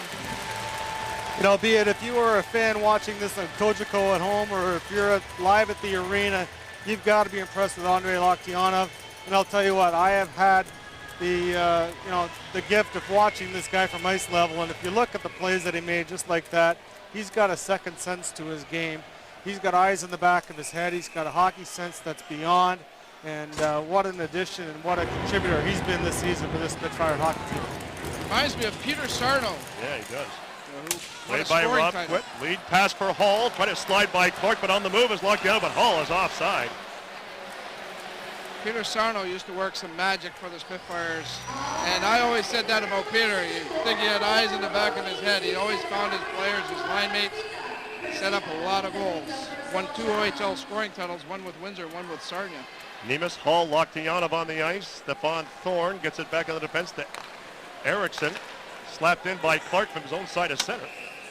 Icing charge will result. 5:10 left in this middle period. Windsor up 1-0. One other birthday wish on this Monday. Cooper Allen will celebrate a birthday. Many returns to the day for Cooper Allen this Monday. Phil, you don't want any more birthdays. No. Not helping your cause. Not helping the cause, is right. Nemus bending in for Windsor. Won the draw. Taylor Hall back to Shootron. Had trouble with the puck. Racing away is Dale. Kick up is Kandari. Kandari swept it away from Dale. Crashes the goal and it goes wide. In the corner for the Battalion. Back to the line to Albert. Albert moving in with a shot blocked by Nemus. Here's Dale on a backhand and it just went wide. And on the loose puck is Greg Nemus. Hall trying to chip it to the line. The Spitfires don't get out. Now they will. Kandari. A long lead pass for Nemus with Octianov. A 2-on-1 break. Nemus. Fluttering pass was blocked on a great defensive play by the Battalion. But coming down is Ellis. They said it was offside. Boy, what a great play by Ken Peroff, though, of the Battalion right there. Nemus made a great move. This is Kandari coming back to help out Nemus, and he does a great job to not take a penalty there. And then puck goes down to the other end of the rink, and Peroff made a great play to block Nemus's pass to Locktianov, who was all alone in front of the net. Off the draw at center, slammed in by Harry Young, past McCollum. Played by Day, kept in by Henry. Tried to saucer it to Shug. Shug played it and he's belted the ice by Kang. But Shug keeps on going, got it to Henry. Here's Henry for the shot and he just whistled it wide. Shug on the far side took a run at Peluso. Here's Kang at center. Inside the zone it goes, it rolls to Angeles. He'll play it up on the wing for McDermott. Drops it back to Henry. Lead pass to McDermott. Skating through center, up across the line, got it, or was looking for Shug. Shug slow moving on it in the corner and taken over by Clark. 4 minutes exactly left in this middle period. Away is Peluso. Got it past Timmins. Inside the zone it goes. Angeles will stop it. Over to Ellis. Ellis will back it up to the Windsor defense. Blacker back to Ellis. Played up on the wing at center. Stopped by Albert. Played inside the zone on a delay. Ellis has it for Windsor. Mitchell at center. Timmins. Gloved ahead. If the Battalion touch it, it'll be a whistle. And there is, with 3:34 left in this second period. Shots on goal on the Tim Campbell Remax Realty shot board in this period. The Spitfires with 9, the Battalion with 10, and they were shooting the Spitfires overall in the game 22-18. So the Battalion's still playing well, Bill, and a lot of hockey left here. 1-0 game. By no means has anybody taken control of this game. Back after this, Rob Quit. Quit in front of Tansky. Taylor Hall will lift it inside the zone. He's knocked down on the play. He's lost his helmet. He's got to go off the ice. Oh, he's going to put it on. Okay, Hall puts the helmet back on. Lead pass for Tansky. Up across the line. The Battalion, there's a shot off of Angeles. It's way up in the air. He's going to grab it. And there's no further play. 3:12 left to play in the period.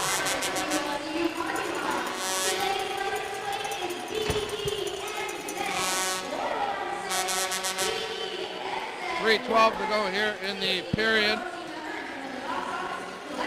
Taylor Hall having some difficulties with his chin strap there. And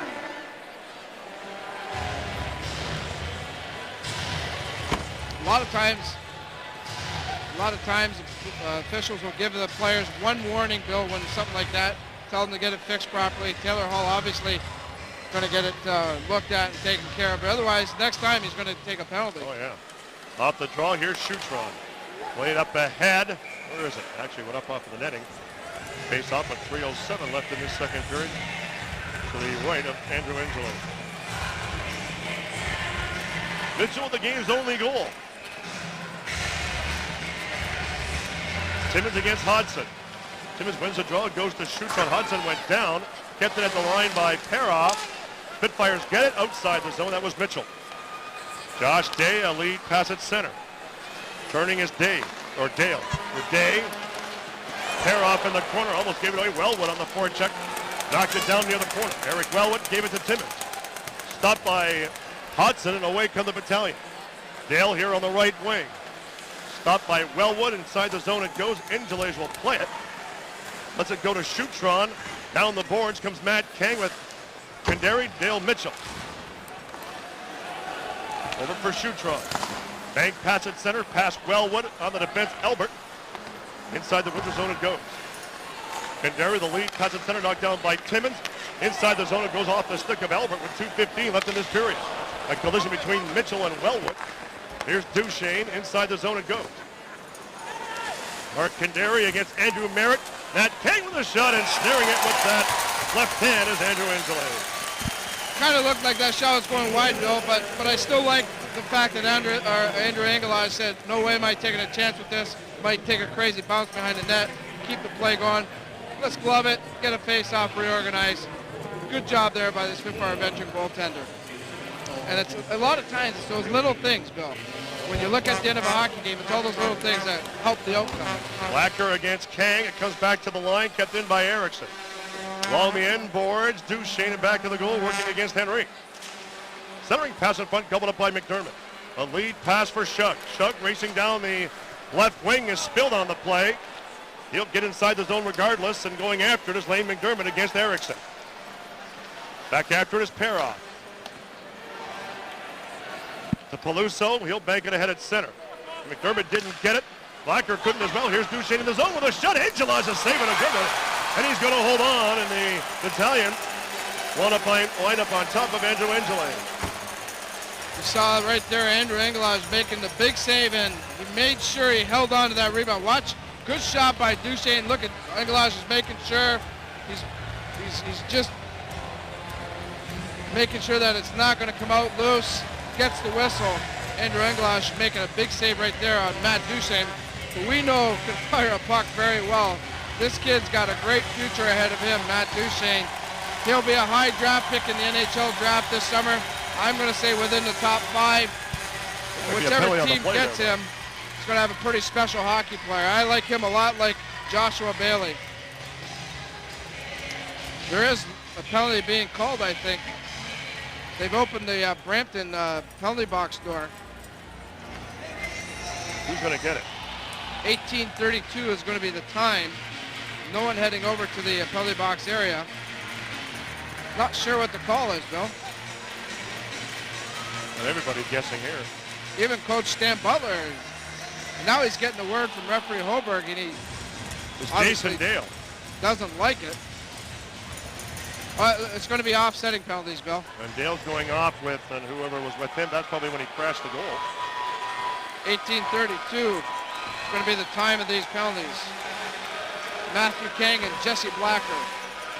Oh, it's Kang. Did you say Kang or Dale? No, it's Dale. They got 21 up on the board.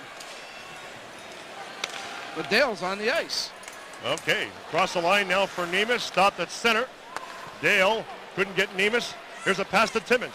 Timmins with a shot. McCollum the save. He's going to hold on. We'll have to wait for the official call because they've got Dale's number on the scoreboard, but he's obviously playing. It's Matt Kang. They just changed the number on the board.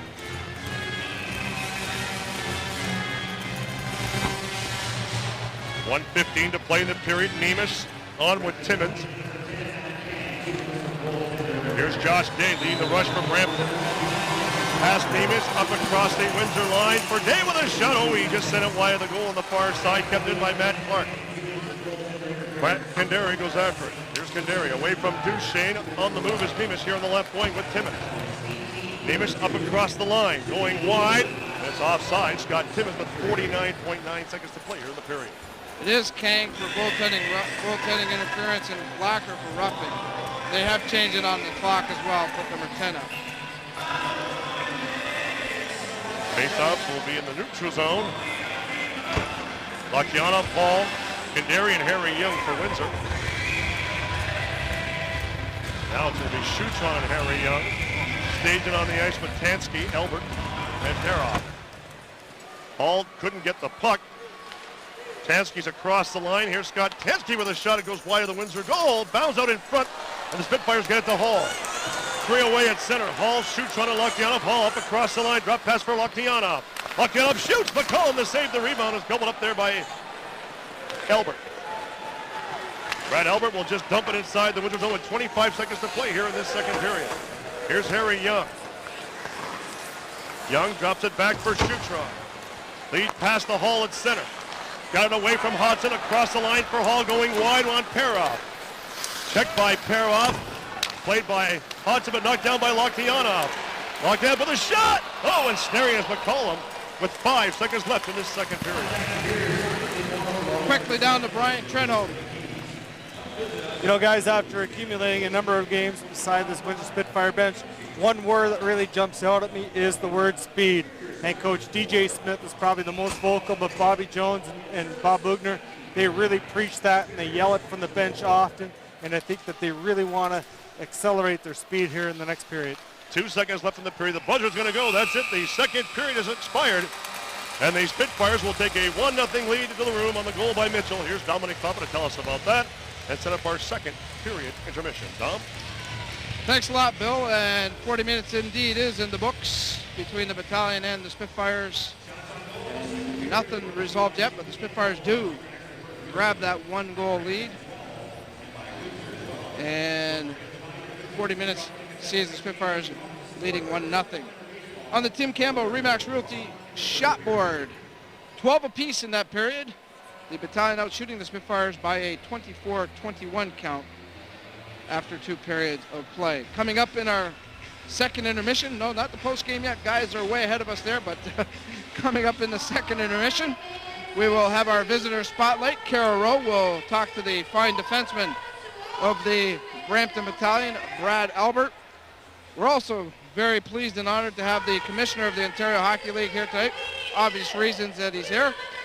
Mr. David Branch will recap that second period of play and get set for what no doubt will be a very exciting third period of hockey between the Spitfires and the Brampton Battalion.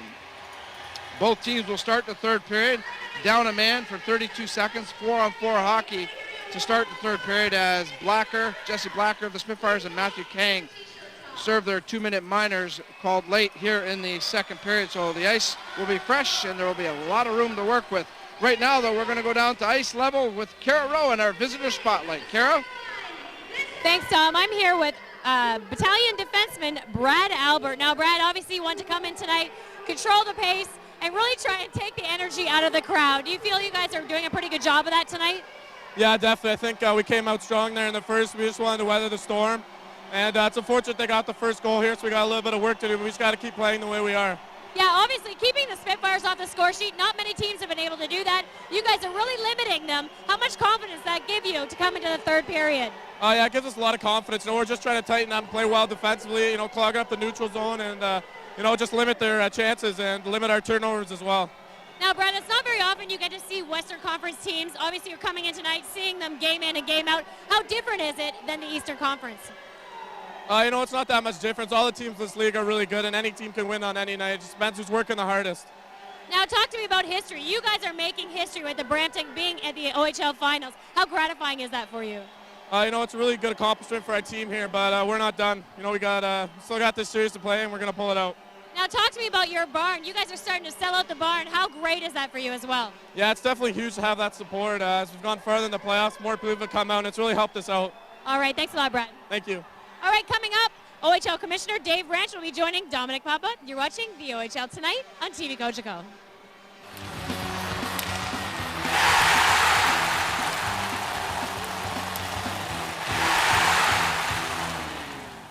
Just give me your thoughts so far of the game tonight. I think it's the best game of the series so far, Dom, and it's a real great statement on major junior hockey. It's one of the best two periods I've seen. I mean, it's got everything from the physical aspects to great play and the speed, skill, great goaltending. The coaching, you can just see the matchups that they're trying to accomplish and the like, and the whole environment here, Dom, you're getting spoiled. I mean, this WFCU, I mean, is fabulous, and just the way the Spits and their staff, present the game. It's second to none. It's such a treat to be here. Yeah, and we are getting spoiled. I have to agree with you there, Mr. Branch. But I really love what I'm seeing in Brampton as well. I've taken in the first 2 games of the series there in Brampton, and I can't tell you how exciting it is to see 4,700 plus fans at the Powerade Center, and really they have struggled in recent years attendance-wise. This may be the very thing, though, to really ignite things there and get a good fan base going. Well, we really hope so, and I mean, no one deserves it more than the ownership of the Brampton Battalion, Mr. Scott Abbott. He's been there from day one, a passionate hockey person, a great hockey person, and he has allowed his troops, as they say, to be led by Stan Butler. And you know what, it's been a struggle, but to your point, I mean, you could see the build-up as the playoffs went on, and hopefully this will see it carry forward in the years to come, because as we know, it is such a great product. Amazingly, the OHL continues to grow, Mr. Branch, and maybe not, they're not growing in member teams, but certainly in other areas. And one area I want to talk to you about quickly is the inception of the Mickey Reno Award, which was just given out this last week. Couldn't think of a more deserving candidate than Chris Terry. What a classy young man. But again, more growth for the Ontario Hockey League, and what a way to maintain the legacy that Mickey Reno put together here in Windsor and Essex County. It still lives on, and I just thought such a great call by the Ontario Hockey League. Well, really, the credit belongs to Bob Bugner and the Spitfire organization in terms of bringing it forward to our league, and our governors quickly embraced the idea, because it was a tragedy, and it was just unspeakable, quite frankly, and to see what the family went through and the courage they've shown, and how all the players here and the community rallied to bring strength and support to everyone, both in the Renault household and around. I mean, it was something very special, and we feel that, to have this as a legacy of Mickey is so right in terms of a player, a captain who brings the same attributes and qualities that Mickey did as a leader on the ice, off the ice, in the community, a great family guy, and just an all-round person who had a big smile every day and made everyone's life better. And to your point, Chris Terry, certainly couldn't have been a better winner, and I know how proud he and his family were to have the opportunity to not only accept the very first Renault trophy, but as well to do it here in Windsor, and to have Mickey's father, Mark, as part of it, and everything else. It was a very special presentation, and I'm so pleased and happy for everyone concerned. It certainly was a great day with just that aspect being involved with it.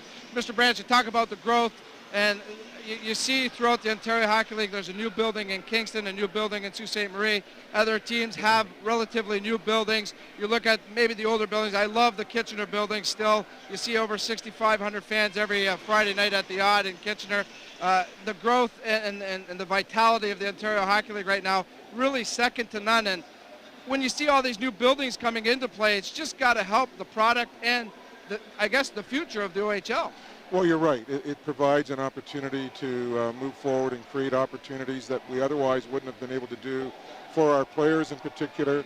The scholarship program that we now have in place is second to none. It's the best scholarship program in the world, quite frankly, and huge financial commitment and by our owners, and that's something facilities allow us to do. And it's just a great statement to. It helps us to recruit the best young players to our league as well. That's a big part of it, along with the coaching. And really, in many ways now, these new facilities are truly for families. You look around the WFCU, you see them all young and old, and moms, dads, and grandpas with their sons, daughters, and so forth. And that's what new facilities allow, and we're priced at a point where families can't afford and still come out and get their sport entertainment opportunity, particularly in these difficult economic times.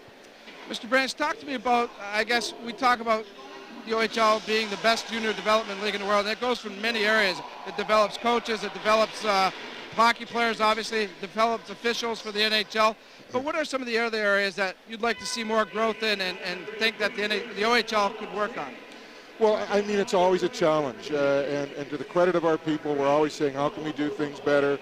As I touched on already, the student athlete and the environment for him, both while he's playing in our league and when he leaves the OHL, I just think the opportunity to still provide the best programs in terms of off-ice support. We introduced a drug and alcohol program this year in testing, which is, I think, a tremendous plus, and I know the mums and dads have really embraced it. We always must challenge ourselves how we can make the environment right for our players, thus the helmet rule, the head checking rule, the neck guard rule, and on and on. And I think, too, that, you know, it's great to see the first two periods here, Dom, because we're seeing great physical hockey. And certainly the fact that our owner stepped up and addressed head checks, it has not in any way diminished good physicality in our game, because that's such an important part of it. But, I mean, we're always testing ourselves, Dom, on how we can do things better, and that's what makes it so exciting, because the young players bring that youth, that vitality, and make it a very special experience. Yeah, and you've seen an influx of former NHLers coming into ownership and coaching. We see it here in Windsor, and obviously it's taken off. How important is that to the league, Mr. Branch, and do you see that continuing? I really do see it continuing, Dom, because it's such a successful formula. You just see it right across the country, quite frankly. And as you point out right here with Bob Bugner and Warren Reichel and company, they understand the player experience. And I'm back to that again. That's so very important. And they look after their players, etc. And it really spells for great hockey, and it's a great entertainment package for our fans. So it's a very, very important model to continue to build on. Rimouski is 1 week away, Mr. Branch, from the Memorial Cup beginning. Brampton or Windsor are going to be there, along with the Quebec champion, and also the Rimouski squad will have a Western League representative. The 91st edition of the Memorial Cup.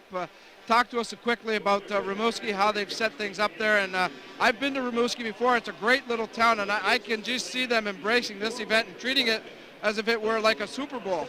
Well, you're right. I was down there about 2 months ago, and I mean, you could feel it and see it everywhere in town at that time. And it's such a passionate hockey community. The Oceanic as a hockey club, I mean, in 15 years, they have such a winning brand. And when you look at the Crosbys and the Cavaliers and Richards they've produced already, I mean, it just shows you what their program is all about. I liken it a bit to like a Belleville in terms of size, Dom. So the whole community, the whole region has embraced it.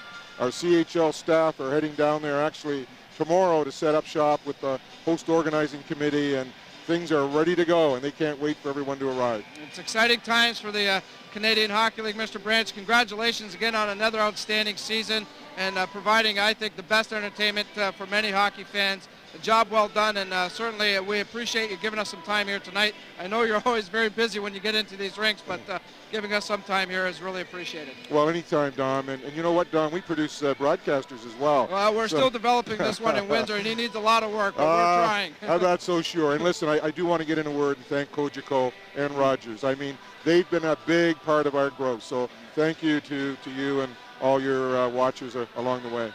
Job well done, Mr. Branch. We'll talk to you soon. Thanks, Dom. All right, the Commissioner of the Ontario Hockey League, Mr. David Branch. A quick timeout. When we come back, we'll recap the second period of play and get you set up for the third. This is the OHL Tonight on TV Cogeco, brought to you by Fairhall.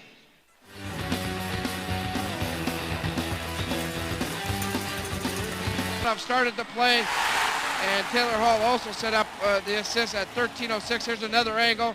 Locked down up to Hall. Hall will get it out front to Mitchell. And he puts it up over McCollum. A power play goal for the Spitfires at 13:06. That's the only goal-scoring play of the game. On the power play, Windsor is 1 for 4. The Brampton Battalion 0 for 3. Shots on goal in that second period, 12 apiece for each team. 24-21 overall in favor of the Brampton Battalion over the Windsor Spitfires. Of course, if necessary, tomorrow night, Game 6 of this series will go at the Powerade Center in Brampton. The fans there would love to see it, a 7 o'clock start. And who knows what could happen if it does get to a Game 6. It may even force a Game 7. And if that is necessary, it'll be right back here at the Windsor Family Credit Union Center, a 7 o'clock start again on Monday evening. The score after 40 minutes of play is the Windsor Spitfires 1, the Brampton Battalion nothing. When we come back, it's the call of the third period. This is the OHL Tonight on TV Cogeco, brought to you by Fairhall.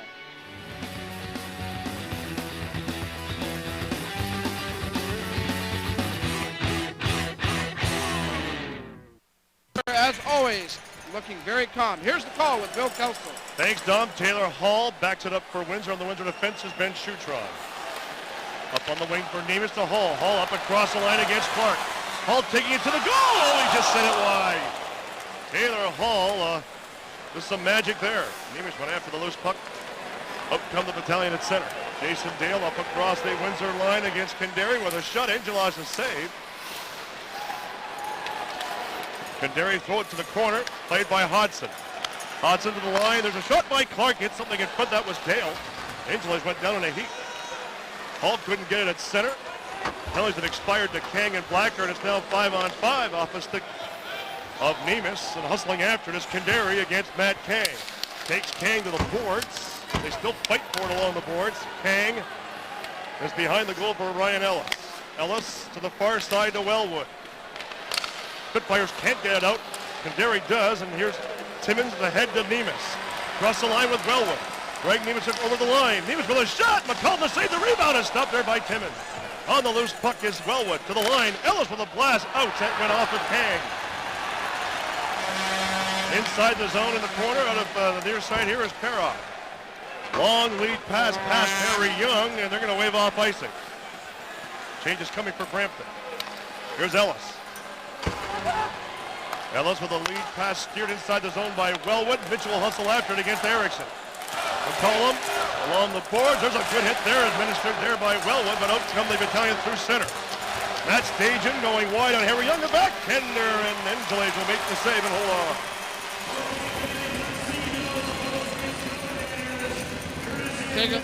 Take a look at Brampton in the series in each period. Look at the third period. That has not been one of their better ones, whereas the Spitfires very good in the third period. Brampton has their work cut out for them, but with a 1-0 lead, the battalion have to feel pretty good that they're still very much in this hockey game. Nemeth on with Hall. Spitfires will bring it out. Rothquist bangs it off the boards at center. Erickson. Okeanov was run over by Tansky. Quit across to Blacker. Blacker from his own side of center. They wave off the icing. Played inside the zone. Here's McCollum. McCollum throws it up on the wing. It comes out to center ice. Jesse Blacker turns for Windsor. Having trouble controlling it. Blacker for Rob Quinn. It comes outside the zone. Nemeth couldn't get it. Brought inside the zone by Dale. Cross the line for Hodson. Centering pass in front. And now it's back in the corner. Spitfires play it out to center. Turning is Brett Clark. Clark to Josh Day. Day. Hall couldn't knock it down. Rob Quinn does. Lead pass for Hall. Couldn't handle the pass. Played by Clark. He'll lift it inside the Brampton bench with 17:28 to play the period. And the fans are pretty loud right now, Bill. Again, Spitfires 17 minutes and 28 seconds away from a championship here. Of course, when they won in '88, they defeated the Peterborough Petes in the final game, won in Peterborough. What a great playoff run that team had. Oh yes. Henrik back to Kandari. Kandari here on the near side. Josh Day. McDermott with a good hit on Clark. Battalion come out through center off of Kang. Rolls down the ice. Icing waved off. Ben Schutron will play it for Windsor. Over to Kandari. On the wing goes chopped by McDermott. Suggs with him. McDermott brings it across the line. Lays it inside the zone. He'll go after it against Josh Day, and he goes barging into him. Played by Clark. Lead past to Kang. Trying to spin it ahead to Hodson. He'll check by Shug. Here's McDermott. Stood up by Clark. Henrik's in the slot. Saucer pass for Henrik, and he couldn't get it. Now he does. Back to the line. It comes to Kandari. Kandari the shot, and McCollum the save. Clark and Justin Shug in the corner. Duchesne's on the ice.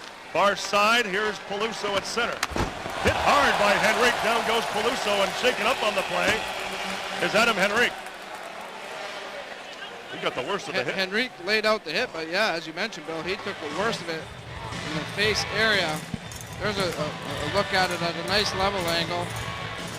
Here's another look at it. Henrik right there, and it looks like Peluso. Yeah. I like the game Adam Henrik's played here tonight, though. He's been very physical. And there's a great presence on the ice. Let's quickly go down to Brian. How did you see it there, Brian? Yeah, no penalty on the call. Unfortunate hit by Adam, or on Adam. He kind of turned around. He did get the worst of it. He got the shoulder pad right in the bad area, right in the mouth. So.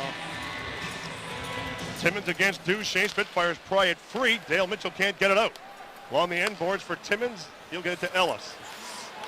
Ellis ahead for Mitchell.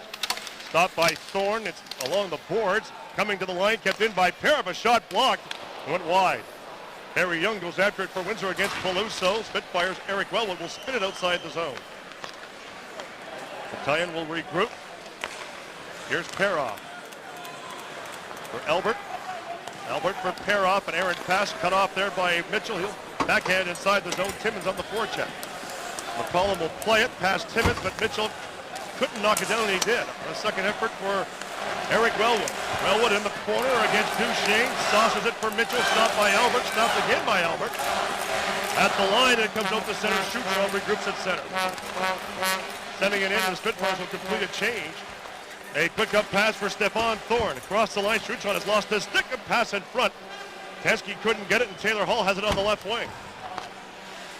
Battalion will have it. Erickson. A quick up pass at center. Tensky can't get anywhere inside the zone.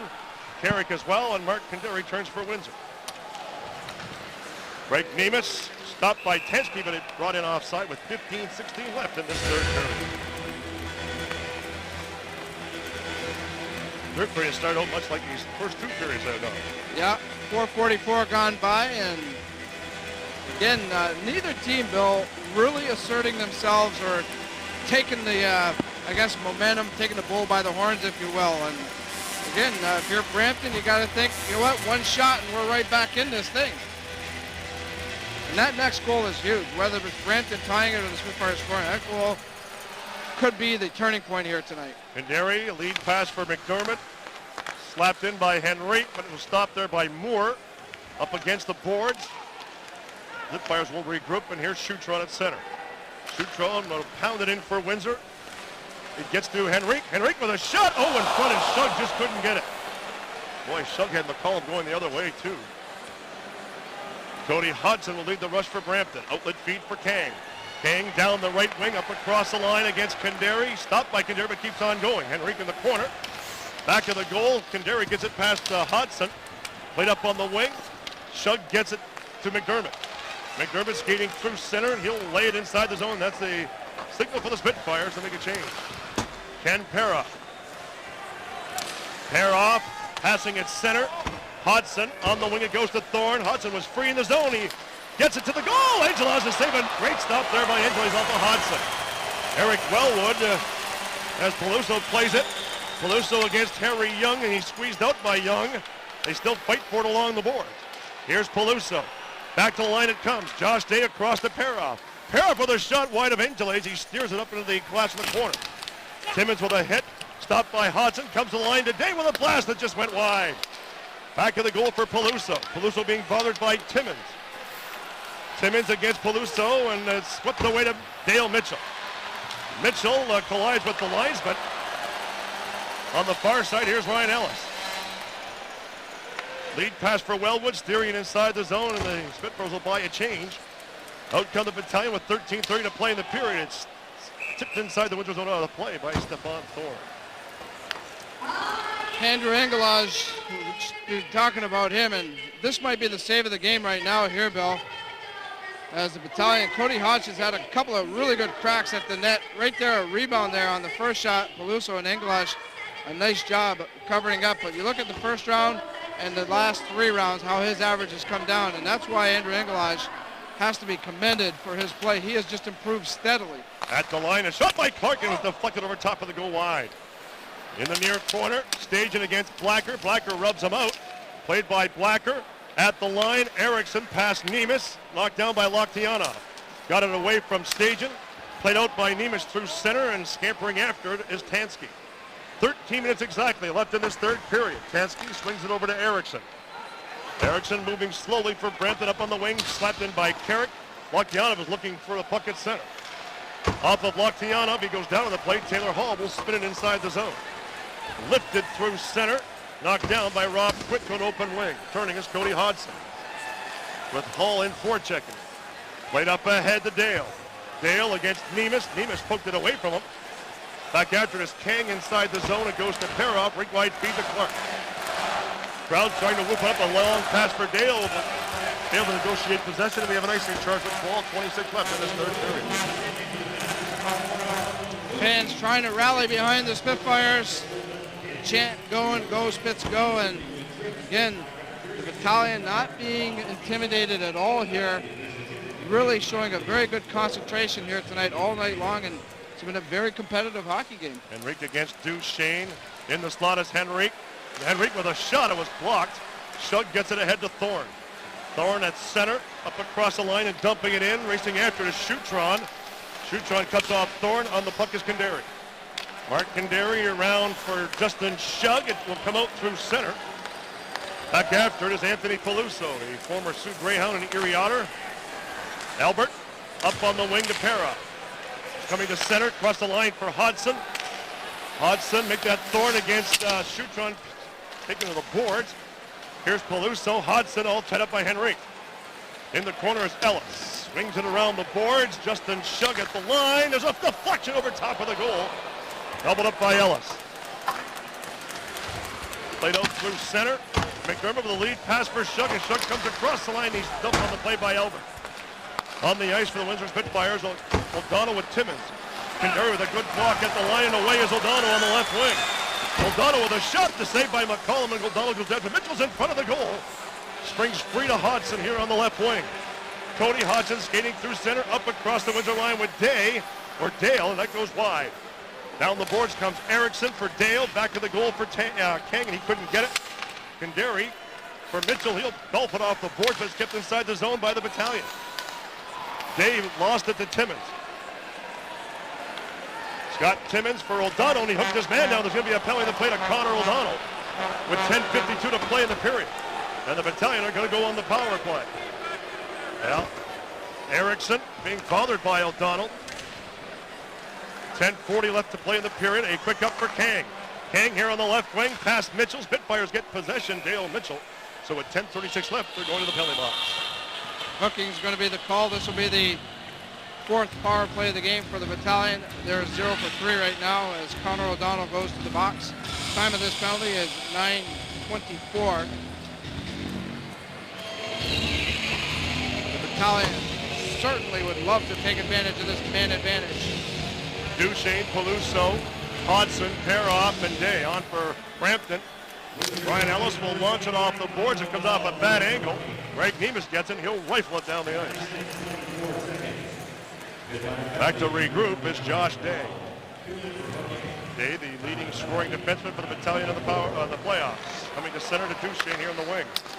Inside the zone it goes. Harry Young chipped it for Nemes. Played by Peluso. Back to the line to Peroff with a shot that was blocked.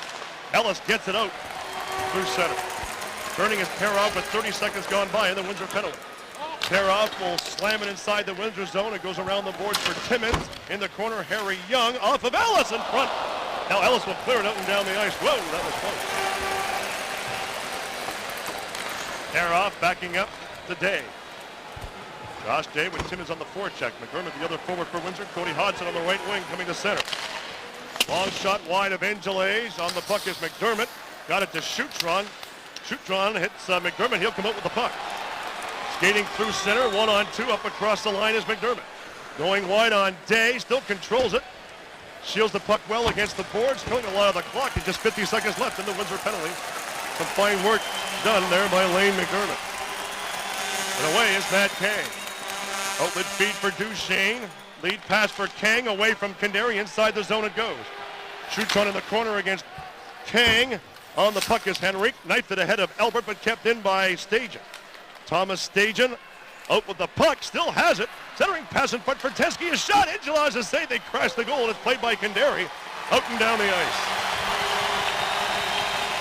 Andrew Angelos has really stepped up for the Spitfires in this period, Bill.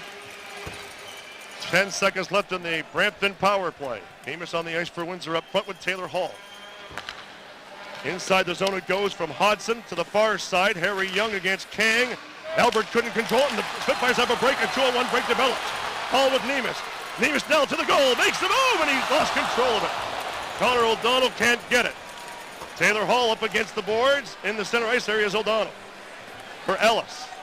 Ellis steered by Nemes. Stopped in the center ice area. Wristed in by Hodson. 8:15 left in the play in the period. Young for Ellis. Spitfires play it. Locktiana. He'll go rink wide to Harry Young. Young steps to center. He'll slam it inside the zone. Played along the boards for Loktianov. In the corner it goes to Mitchell. Timmins is in front. Dale Mitchell. Loktianov as well. Mitchell taken to the boards by Day. Here's Loktianov and back to the goal. Andrei Loktianov squeezed out by Erickson. To the far side it goes to Mitchell. Mitchell at the half boards for Windsor. Took it to the goal and he just fired it wide. Wellwood will pounce on the loose puck for Windsor. Wellwood hustling on the corner, back of the goal. Mitchell still sifting in front. Here's Loktianov as well. Back to the line, it comes to Blacker, and he can't control it. Jesse Blacker having trouble still controlling it in the center ice area, and he's checked on the play by Dale. Dale across the line, stopped by Blacker. A rink-wide feed for Duchesne. In the slot is Thorne to the goal, blocked by Intelage, and this is the OHL Tonight, presented by Fairhoff.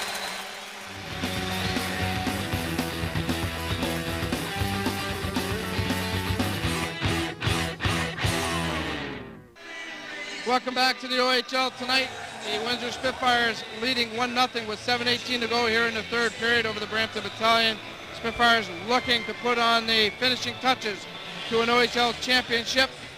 It's down to nitty-gritty time between the battalion as we take a look at Joe Tangway, one of our key camera guys here on TV Cogeco. He does an outstanding job for us. Much like the rest of the crew, they are Memorial Cup material as far as I'm concerned. 7:18 to go, and the fans are right into this tonight. They're getting the wave going, and it's been a very, very tough hockey game. Pretty tight, certainly from a scoreboard perspective. Shots on goal at this point, 29-25 in favor of the Battalion. 5-4 in the period for Brampton.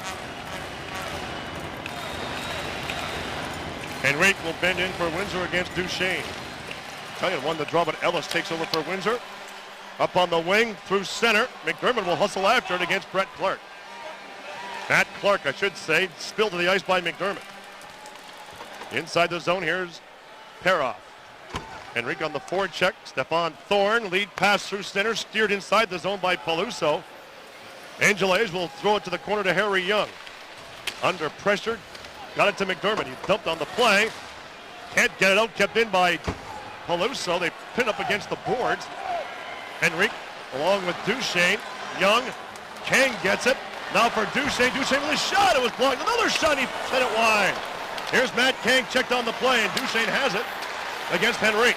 Back to the goal for Kang. He spun in front of Peluso, and a great stop by Angeles. And then he's bowled over on the play by Peluso, and it's cleared out the center. 6:20 to play in the third period. Changes coming for the Battalion across the line. Here's Peluso, and he stopped on the play. And the Spitfires get it. Mark Kendary, the lead pass for Mitchell. He'll hustle after, but getting the puck first is Erickson. Alexander Erickson as we approach the 14-minute mark in this third period. Erickson outlets to Albert. Had trouble controlling it. Here's Timmins. Shug tried to take it to the goal with a shove, and it was blocked. And away is Tansky, a lead pass for Kang. Kang just lays it inside the Windsor zone. The Battalion will complete a change. Mark Kendary. Kendary pulls away from Tansky. Up for Wellwood. Play it out into the Windsor bench, but 5:42 left here in this third period. Got to get one more birthday wish in, Bill. Kayla McDonald turns 14 tomorrow. She's watching the game. Happy birthday to Kayla from the Windsor Spitfires and TV Cogeco. Look at this action in front of Engelage. Peluso was staring down Engelage. A little bit of a collision there, but that guy right there, Anthony Peluso, he's a force, I'll tell you, when he's on the ice. In the center ice area, slapped in by Erickson. Mark Kendary on the far side, ahead to McDermott. McDermott down the left wing. Lead pass for Shug. He'll hustle after it against Erickson. McDermott checked on the play. Here's Hodson. Almost gave it to Henry, but McDermott has it in the slot. He shoots. It was deflected just wide. In the corner for Shug. Shug pulls away. Now Suggen back to the goal. Now another play by Shug. Still plays it. Justin Shug. Adam Henrique goes after it for Windsor. Henrique back to the line to Schutron. Schutron keeping it in for Windsor. Plays it off the boards. Taylor Hall's on the ice for Windsor along with Shug still in the zone. Justin Shug out of the corner. Shug pulls away from Hodson. Shug now in front. There's a shot. Oh, what a stop there by Hodson up high. Taylor Hall hit hard by Hodson. Pulls it away. Jason Dale will clear it past Kandari out and down the ice with 4:45 left in this third period. Ben Schutron. Nemes looks for a pass in the center ice area. Here's Schutron. Outlet feed to Kandari. Kandari with trouble controlling it. Knocked down on the play. Checked by Thorne. Here's Schutron. Past Thorne, out and down the ice it goes. Icing is waved off. Nemes on the forecheck. 4:20 left in this third period. Played by McCollum. To the far side it goes. Albert. Brad Albert. 4:10 left, and the crowd's starting to whoop it up. Battalion now moving slowly. Albert, outlet feed for Day. Day up across the line, a long shot. Angeles will put it in the belly and hold on with 4:01 left in this third period. Ryan, I would imagine it's getting loud down there at the benches.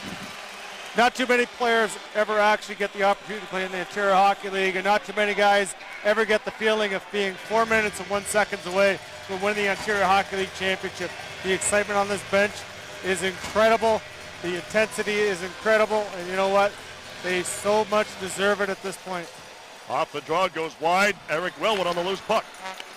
Day trying to keep it in. There's a lead pass too hard for Mitchell. Fittler's going to be called for icing with 3:51 remaining in this third period, and time becoming a factor for the Battalion. Absolutely, especially you got to, I mean, we talked about McCollum and how well he's played, but Andrew Engelage is also in the zone here right now, and getting that one goal is a very difficult task for any team right now with the way Andrew's playing.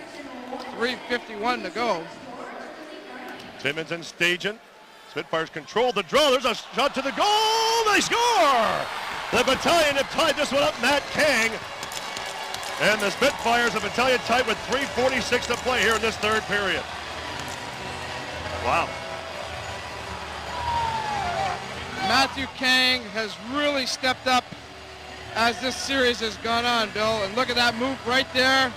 He's patient, goes to the forehand, and he ties this hockey game. A great job by Matthew Kang, his 8th of the playoffs, and it's his biggest goal of the playoffs, bar none. 16-14, the time of the tying goal. Ball on the ice for Windsor with Lokiana, then Nemes, Kandari, and Ellis. Lead pass for Nemes. Stopped in the center area by Albert. Ellis got it to Hall. Hall stopped by Hodson. It's inside the Windsor zone. Ellis will have to it. For Taylor Hall. Stopped by Duchesne. Here's Duchesne looking for Hodson. Stopped by Ellis. In the corner it goes. Hodson, a centering pass in front. Back to the line it comes to Clark. Matt Clark. For Albert, a shot that was blocked at the defense. There's a shot at the side of the goal, and Hall can't find it up in the mesh. Come outside with 3:15 to play in the period.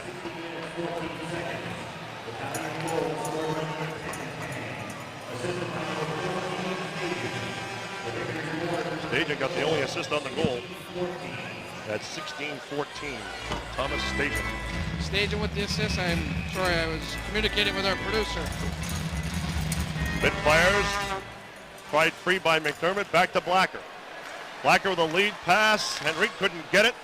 Cross the line for Kang. Kang against Harry Young. Kang with a shot. Oh, he hit the side of the goal. Justin Shug plays it for Windsor. Stopped by Albert. Kang tries it free. He's pulled over by McDermott. Here's Stajan, checked by Henrique. Henrique gets rid of it to center. Pair off. Knocked down by Tansky and across the line now for McDermott. Spun it to Shug. Shug with a shot. It was deflected effectively by Paroff. A good play by Paroff to the line, and Blacker didn't pinch. Out comes Kang.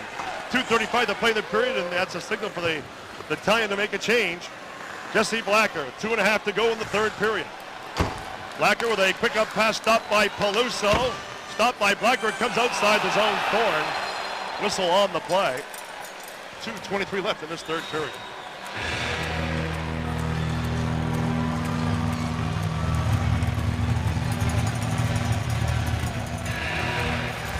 Face off in the neutral zone. Timmins, Mitchell, Wellwood for Windsor.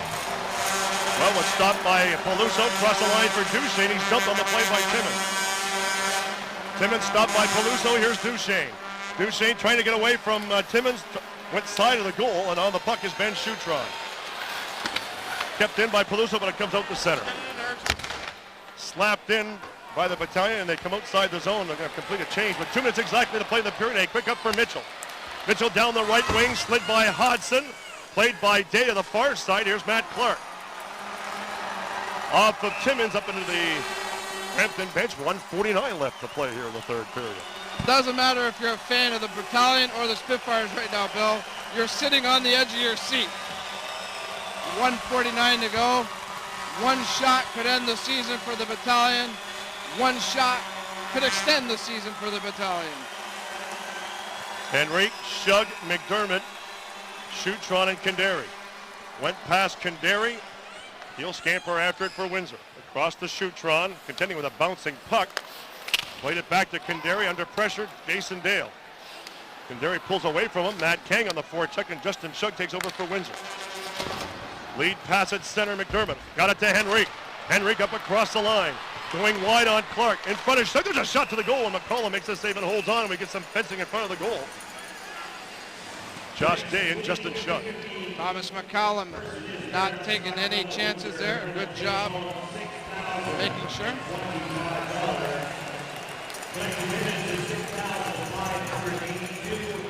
Minute 25 left. Face off to the right of goalkeeper Thomas McCollum. Hall, Nemus, Lochtianov, Harry Young, and Ryan Ellis.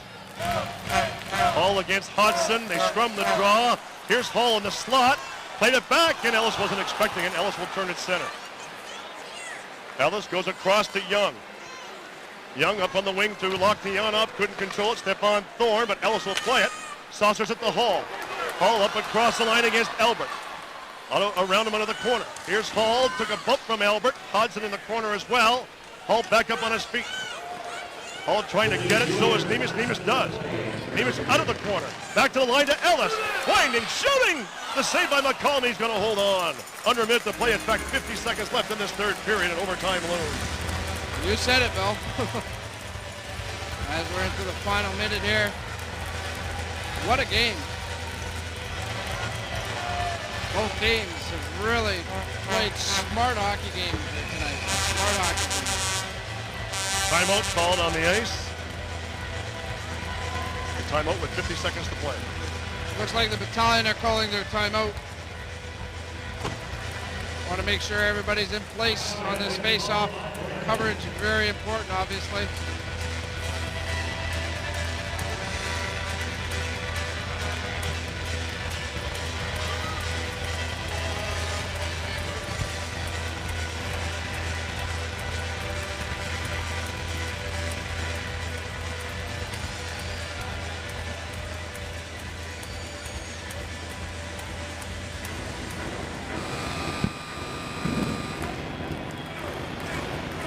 Well, here we go.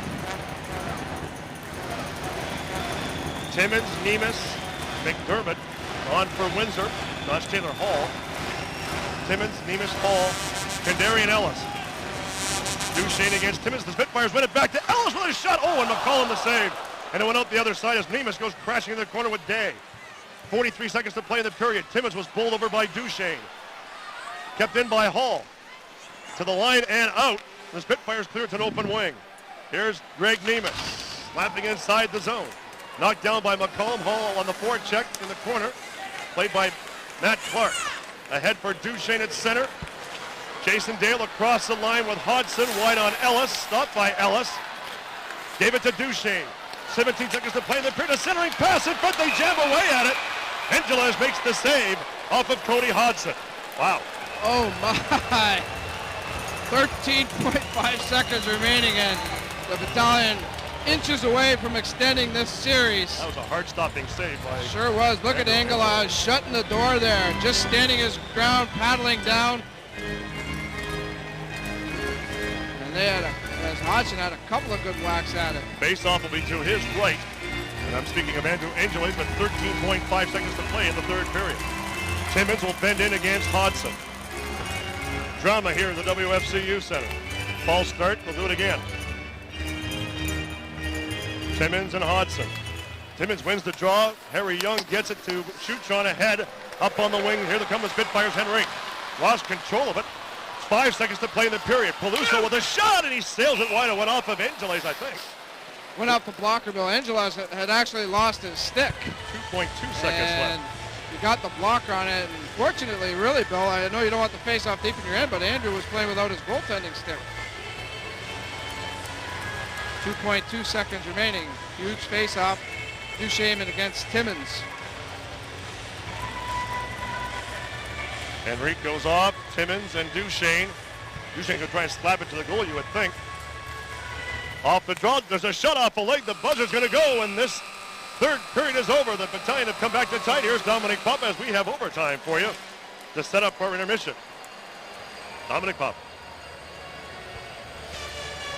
Thanks a lot, Bill. And nothing settled after 60 minutes of play between the Spitfires and Battalion on the Tim Campbell Remax Realty shot board.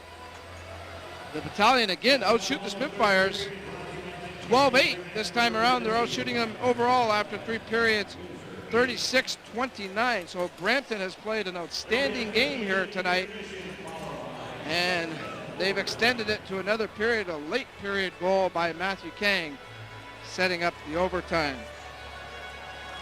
We're going to take a timeout. When we come back, we'll recap the third period of play. We'll also talk a little bit about this upcoming overtime and get you set up.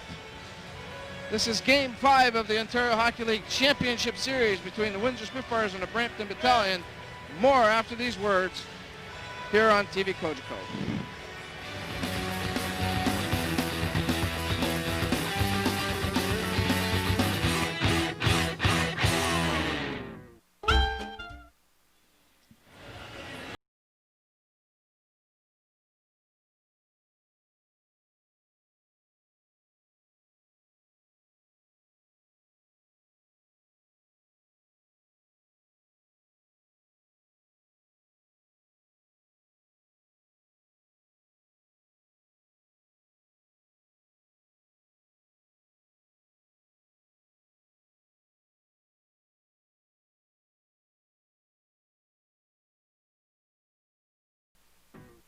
Welcome back to the OHL Tonight here on TV Cogeco. We're just awaiting the start of overtime. 1-1 our score after 60 minutes of play between the Battalion and the Windsor Spitfires. A lot of familiar faces in the Windsor Family Credit Union Center tonight. One of those faces, very pleased to be joined here by former Windsor Spitfire and NHLer Paul McDermott. Thanks for some time here, Paul. And You're obviously the father of Lane McDermott, also a former Spitfire, so you've got a lot on the line here tonight. Not only is your son trying to gain a championship ring, but being a former Spitfire, how tough is it for you in the stands to be watching this? It's pretty tough. I was telling somebody up there I'm going to be in pretty good shape by the end of the game, and my heart rate's been about 100 the whole time. Yeah, you've been pacing pretty good in the boxes up here, I've noticed. But tell me, Paul, what's it mean to be a former Spitfire and see everything that's happening with this hockey team right now, and how these guys have really put this new arena together and created the atmosphere that it is right now? Of course, you were here earlier for the All-Star game. You played in the alumni game. But what's it like to be a former Spitfire and seeing this happen? Oh, it's just terrific. You know, back in the early 80s, I was here, and they were talking about a new building back then. And certainly it took a long time to get, but Windsor certainly should be very, very proud of the building that they have and the facility they have. They're going to have generations and generations of Windsorites using this facility, and they should be very, very proud. And I'm very proud of Lane coming here and being a Spitfire, and it brings back a lot of memories in playoffs for me. And I'm sure, Paul, I mean, you knew what it was like to play at the, as I like to call it, the Madhouse on McDougall, the Windsor Arena. It was perfect for your game. You used to just plow players and put a lot of pucks in the net. But do you see some of that element here, and do you see some of those same type of fans? Oh, exactly. I think Windsor's a blue-collar town, and it suited my style. I was just an up-and-down winger and go bang and crash, and they seem to like that style. And, you know, Lane certainly brings that style as well. And with a winning team like this, they're really supporting the team well, and they're just feeding off it. Let me put you in the minds of the coaches. If you're Stan Butler, Paul, your team's played a pretty good road game here tonight under pretty tough circumstances. What do you say to the guys heading into this overtime? Well, I think for Windsor's standpoint, they just got to get back to their game, and certainly Brampton's played a great road game. You know, they've been very patient. Windsor's game is more of a high-speed game and a lot of pressure, and certainly I think Windsor's going to come out on top in this one. All right, do you have a prediction for us, Paul? Lane McDermott? I think so. All right, good stuff, Paul. Great stuff. Thanks for giving us a little bit of time here, and enjoy the rest of this, okay? Thank you very much. All right, that's Paul McDermott, of course, former Windsor Spitfire and Hartford Whaler, actually. Had some great years, and certainly enjoyed watching him play. We're going to take a quick time out. When we come back, we'll get set up for overtime. It's the Spitfires and Battalion doing it up. This is the OHL Tonight on TV Cogeco, brought to you by Fairhall.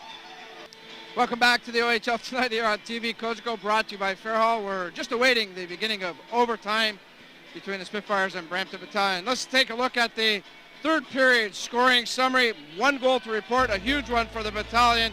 It came at the 16-14 mark. Matthew Kang makes a great move right there, walks in front of Engelage, another move, and he deposits his 8th of the playoffs from Thomas Stajan at 16-14. That's the tying goal. On the Tim Campbell Remax Realty shot board, the Battalion now shoot the Spitfires 12-8, 36-29 overall after 3 periods of play. On the power play, Brampton is 0 for 4, Windsor 1 for 4 with the extra man. Of course, if Game 6 is necessary, that'll go tomorrow night at the Powerade Center, the bunker in Brampton. A 7 o'clock start. We'll have that game for you live here on TV Cogeco. And indeed, if Game 7 is necessary, right back here Monday night, the Battalion and Spits doing it up one more time, a 7 o'clock tilt here at the Windsor Family Credit Union Center. 1-1 is our score after 60 minutes. When we come back, it's overtime. This is the OHL Tonight on TV Cogeco, brought to you by Fairhall. A Shootron, it's in the corner. Centering pass in front, blocked by Angeles, and the Spitfires have it. McDermott. Saucered ahead on the wing. Justin Shug up across the line with Henry.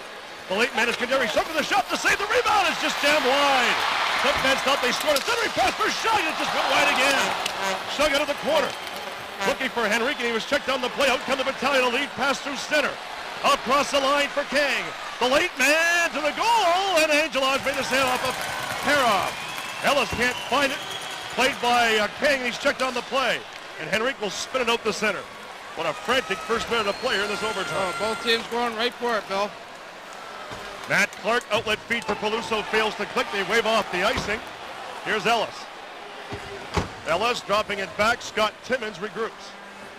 Play it off the boards at the line. Josh Day. It's to the corner in the near side. Peluso and Harry Young.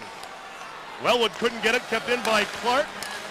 Along the end board, Scott Timmins plays it for Windsor. It's checked by Thorne. Stephon Thorne, bothered by Timmins, played by Harry Young, and he's cross-checked to the ice. There's going to be a penalty on the flag. Matt Duchesne is going to the box for cross-checking, I would think. Let's see. Oh my. It is cross-checking. 1:32, the time of this penalty to Duchesne. Right there, Duchesne gets the stick up on the back.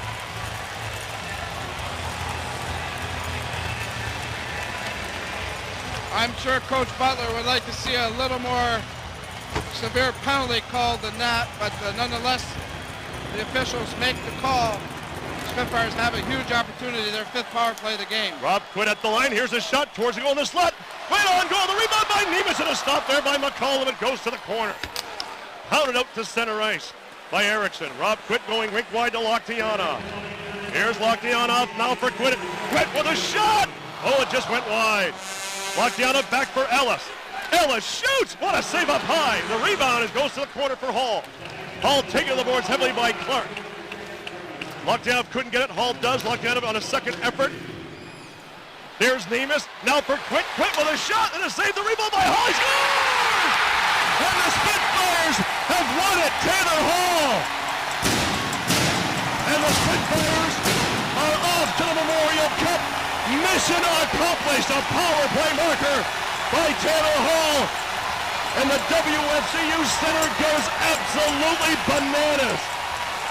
Look at and listen to this crowd. Taylor Hall gets the winning goal on the power play at the 2:09 mark, and pandemonium reigns here at the WFCU. They're just going crazy, and for the first time in 21 years, the Spitfires are going to the Memorial Cup. Unbelievable. Warren Reichel's on the ice.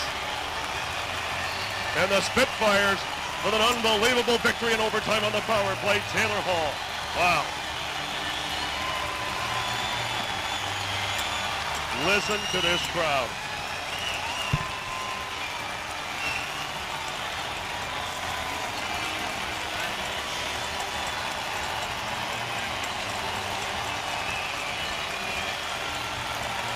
I don't know whether you can hear me, Brian, but it's got to be deafening down where you're at.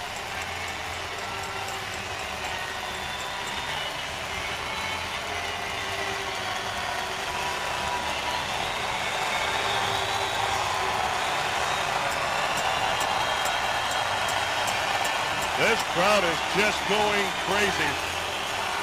The emotion spilled here at the WSCU Center.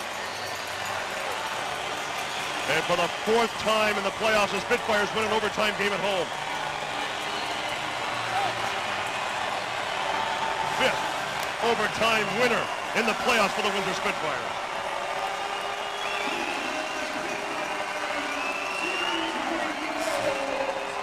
Getting the announcement on the goal now.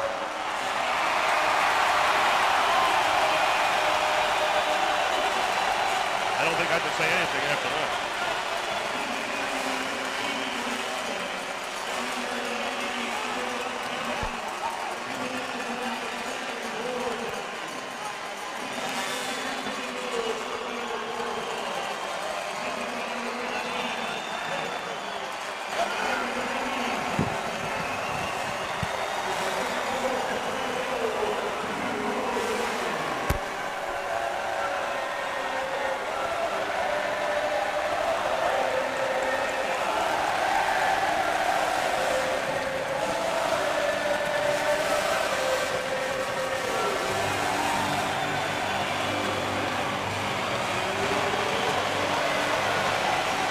We'll get a look at the Windsor Spitfires and the Brampton Battalion shaking hands here after a long fought battle. Obviously the battalion are devastated and the Windsor Spitfires have achieved the dream that they have seen here over the past few years. You get the looks of the likes of Ron Sousa, who never got to play a playoff game but is a big part of this hockey team.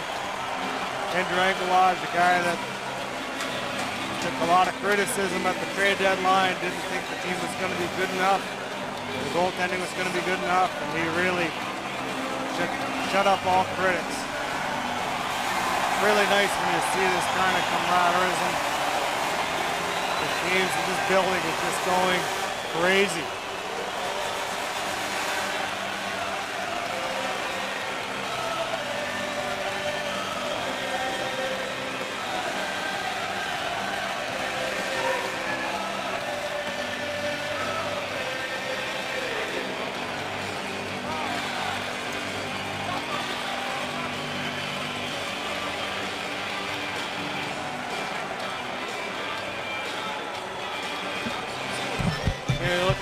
Likes of okay, Domenic Papa's will be ready soon to conduct some interviews as the two teams are completing shaking hands. 2:09 Hall from Rob Quitt. I didn't get the other assist. I don't know if they did downstairs. Rob Quitt got one assist on the power play. It might have been Lockneonov, if not it was Greg Nemus. But the Spitfires at 2:09 in the overtime period, and they're off the Memorial Cup into Rimouski for the first time in 21 years. And the crowd here, the WSCU, remains standing, and nobody has left the building as we await some of the post-game celebrations. Dom is lining up interviews down below. Carol will hopefully have a chance to talk to the coach of the battalion, Stan Butler, as we unfold things here. But the Spitfires with a 2-1 overtime victory, and they're still celebrating on the ice.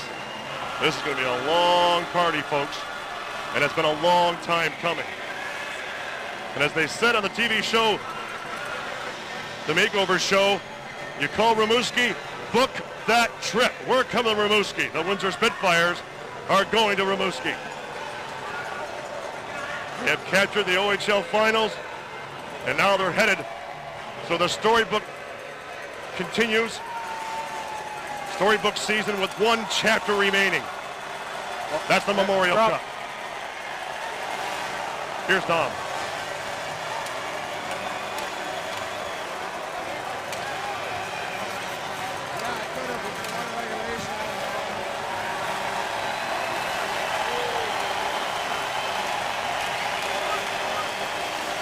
played great all game, but we found a way like we have all year. And these guys looked it right in the eyes, the adversity, and found a way to win another game, and it's amazing to be able to do it in front of everybody here. What does that mean to you, Bob, and the organization, to see this type of ovation and to win it the way you did, the overtime series with London and now here?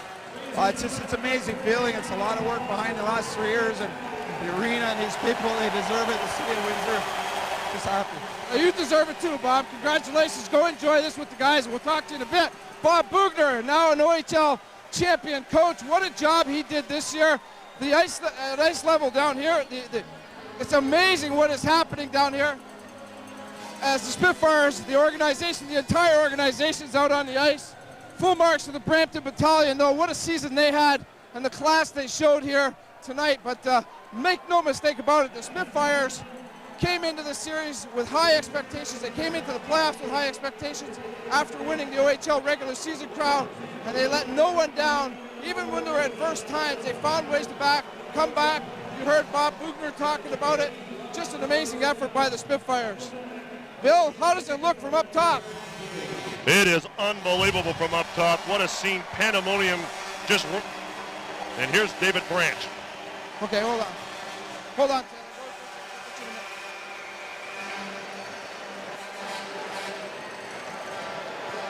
Thank you very much.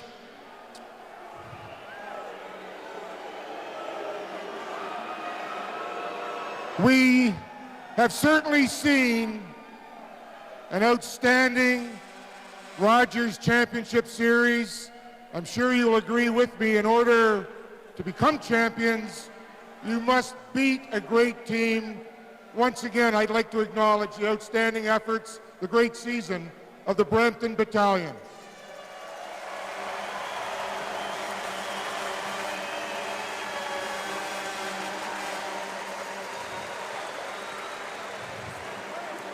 In 1999, the Board of Governors of the Ontario Hockey League chose to acknowledge one of its esteemed alumni, arguably one of the greatest players ever to play in the Ontario Hockey League, Mr. Wayne Gretzky, by instituting the 99 Award for the playoff MVP.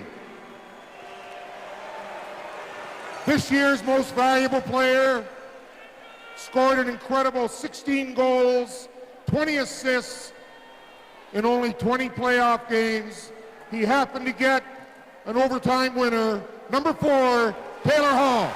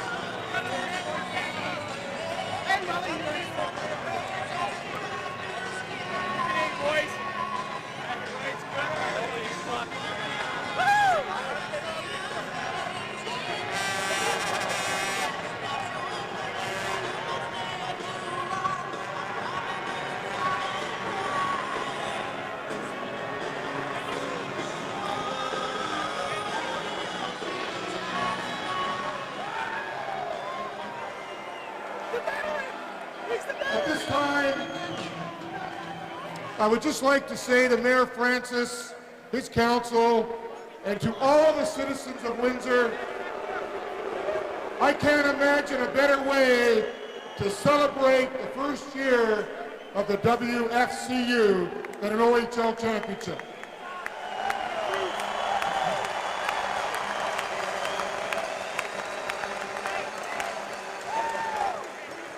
To Dale Mitchell, Dale, thank you for growing the mustache.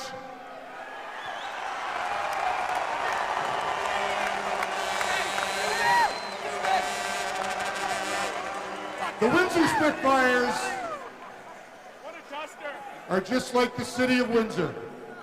They've overcome incredible odds, tremendous adversity. The Spitfires have played with great passion.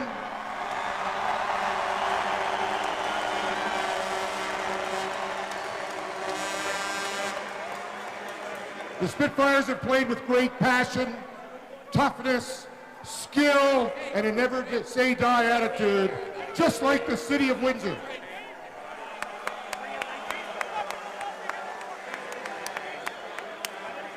This has all been led by the incredible ownership group. Congratulations are certainly in order to Bob Bugner, Warren Reichel, Peter Dobrich.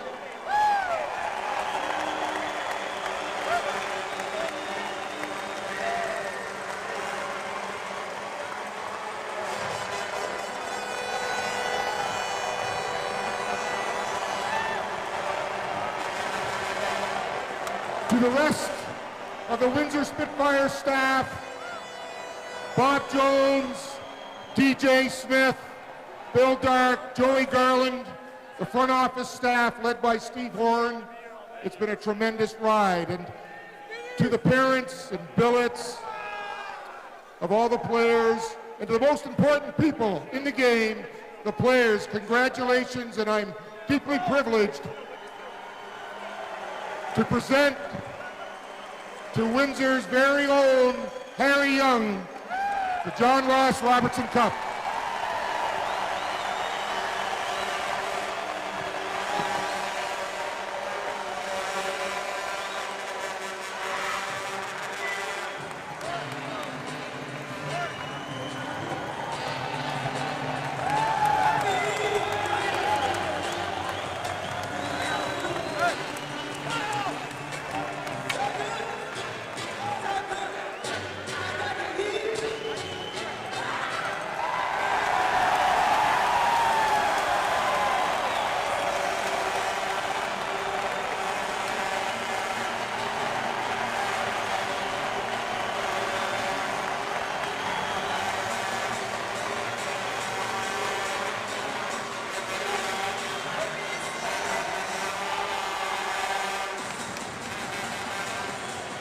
Back down here at ice level, Spitfire General Manager, I like to call him the architect, Warren Reichel.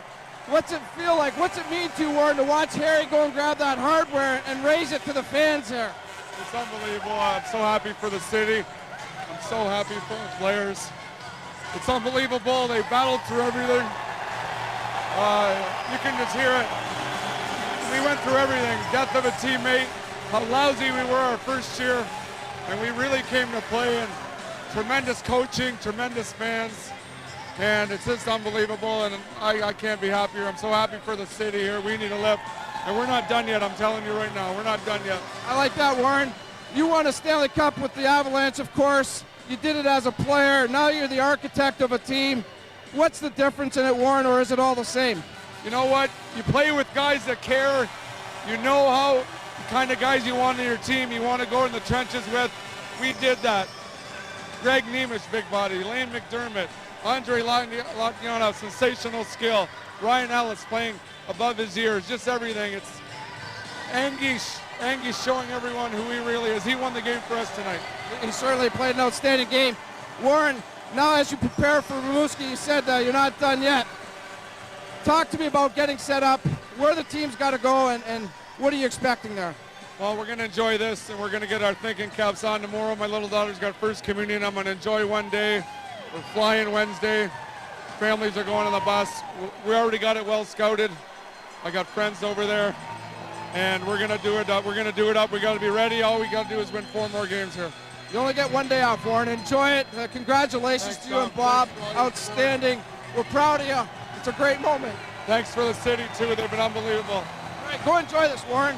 Taylor Hall, Taylor Hall, Taylor Hall. Oh, my, Taylor Hall. That's all I say up there is, oh, my, Taylor Hall.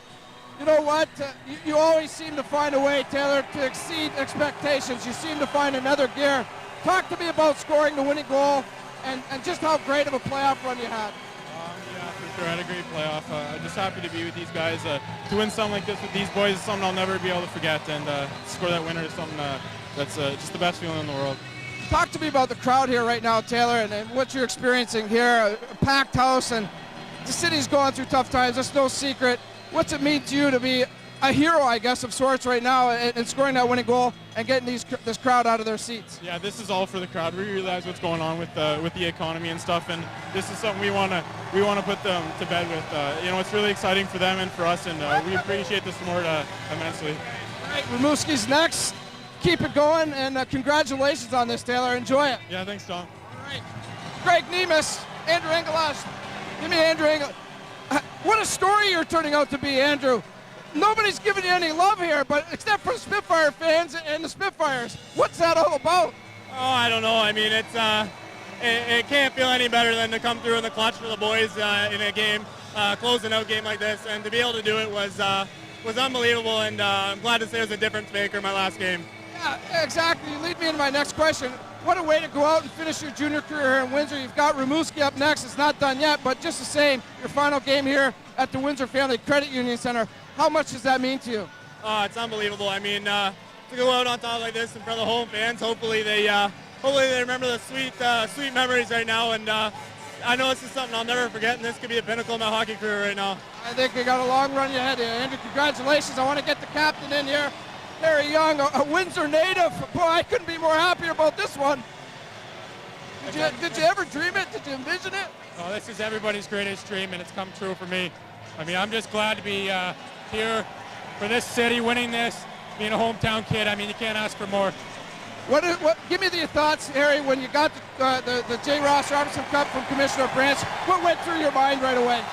Right away, I just thinking about the fans, the ovation, the family I got 30-plus family members in the stands right now, and that's just the greatest feeling doing it for all these guys, the coaches, everybody. This organization deserves it, and the city deserves it. People talked about maybe the inexperience of this team, and I just have to question now because you win you go 5 overtime games in London, you win the championship in overtime. This team seems to be ready. This team is ready. I mean, we may be young, but we got a lot of leadership on this team. It comes from everywhere, and we just had it in us tonight. You can't say anything more. Paul had a great goal. Engelage, he's been huge all series. It's great to see. Harry, enjoy this one. We're happy for you. Windsor guy, it's a great moment. Enjoy it. You did a great job as captain this year. Good luck at Rimouski, okay? Thank you. Very young. Here he is. One of my favorite guys for sure, the mustache man. You've started a new trend here with the mustache. And also, you know what? I talked to a lot of people when the Mitchell trade was made. I said, this is a key part. How much does it mean to you, Dale, to get this job done? It's amazing, and we had a goal coming into this season to win a championship, and we expected nothing less than to win it in front of the hometown. It's amazing. It hasn't sunk in yet. I mean, it's just unbelievable. Dale, throughout the playoffs, London series was very tough. You look at the Plymouth series, I know you had a ton of respect for the Whalers. You couldn't believe how tough they were. The way the team won this thing, how will they take that into Rimouski?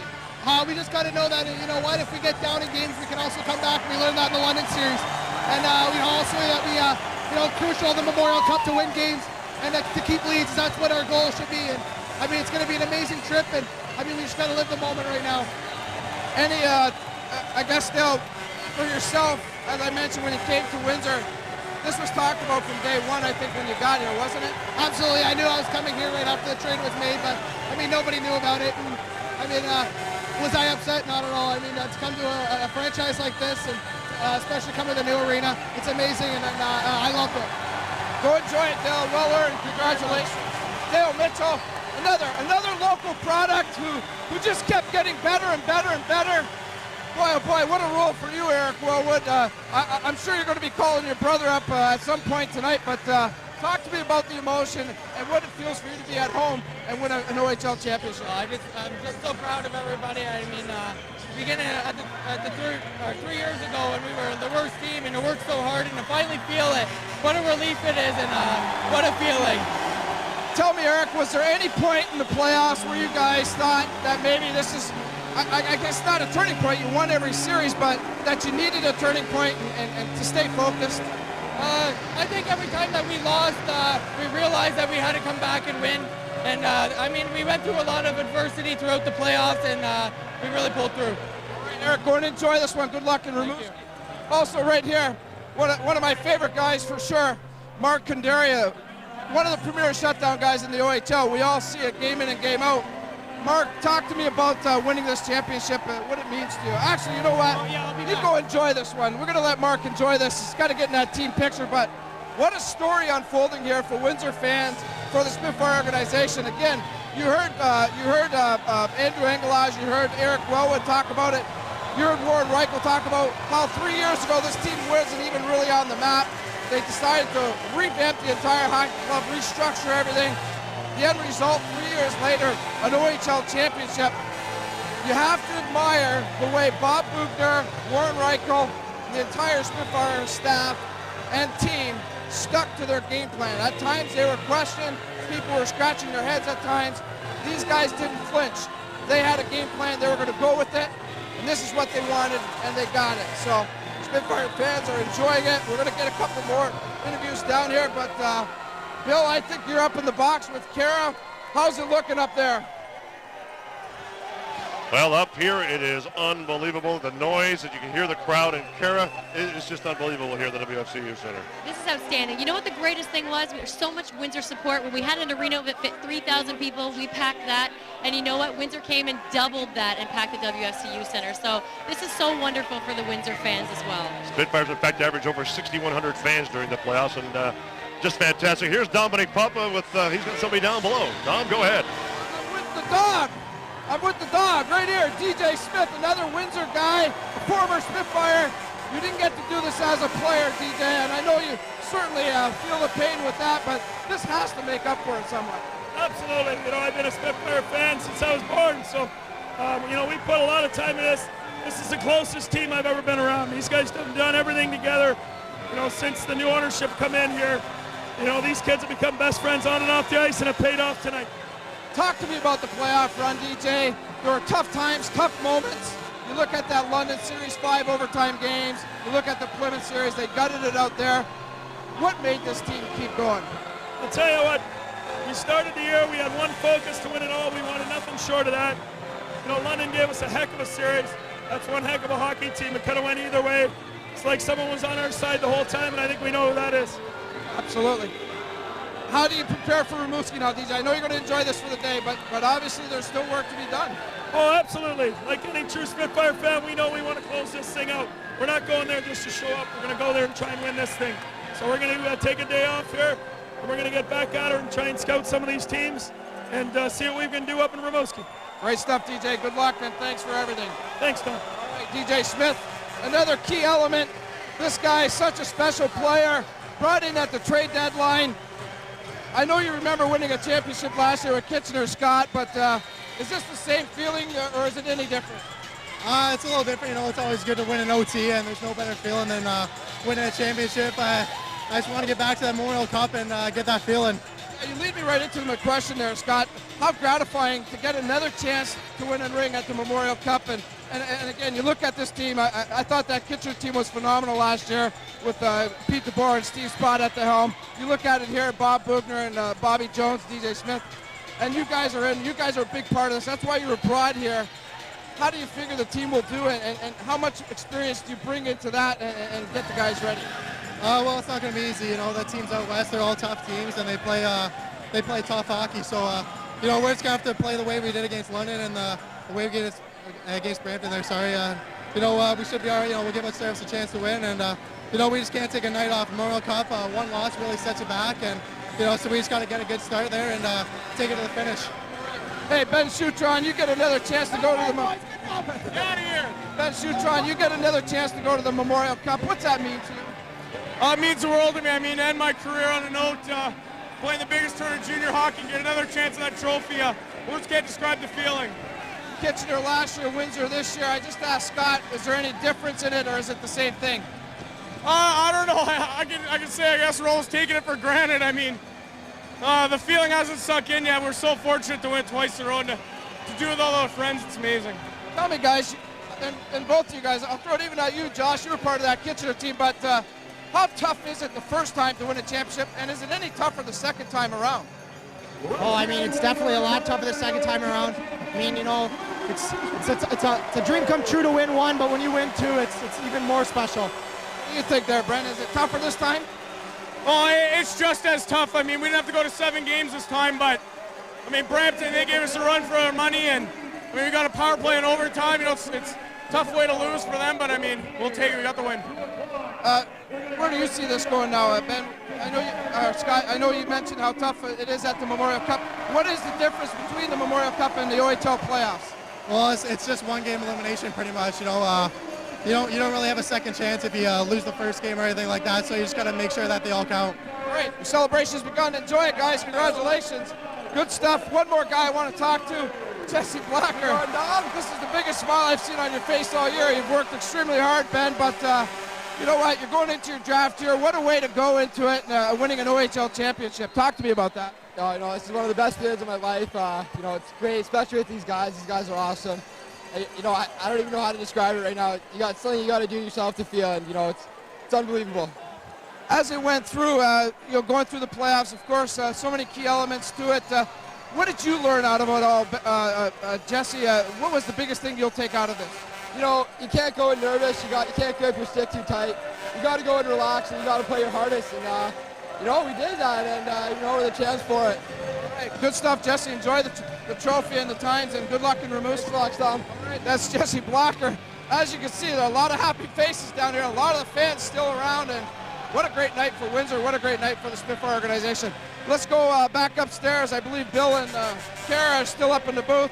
Guys, I'm having a blast down here. I don't know what it's like for you guys up there, but a lot of fun down here.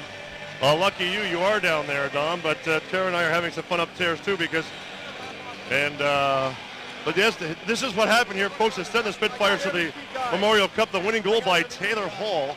Got it coming up here on the power play from Nemus and Rob Quitt.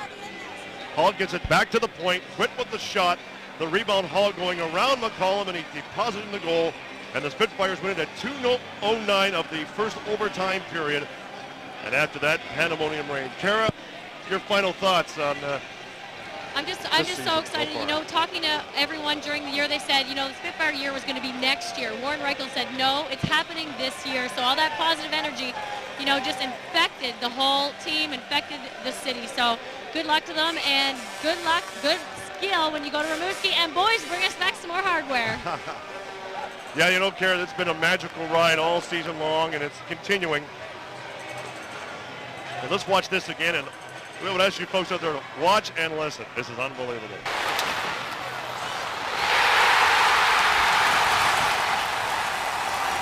Does that capture the moment or what? And the WSCU Center erupts after the goal by Taylor Hall. Just incredible. Great season so far for the Spitfires. The storybook continues. One more chapter. That's it for us up here. Dom, we're expecting to be down below, so we'll go to Dom just a little bit longer. I guess they want me to talk just a bit longer before we throw to Dom in the in the dressing room. But it's just an unbelievable season. And you know, Kara, the Spitfires going, you know, they played and they had to win 16 games, and they did it. You know what? This has been an unbelievable year, hands down. Having the All-Star game here, all the great players that we've had, and all the great prospects that we have, and then the guys coming in too. So there's so much to look forward to, you know, within the next couple of weeks, and then again for the next season. Oh, you're exactly correct, Kara. The future is indeed bright, extremely bright. At this time, we're going to give it to Dom. Kara and I are going to say goodnight. So Dom, take it away.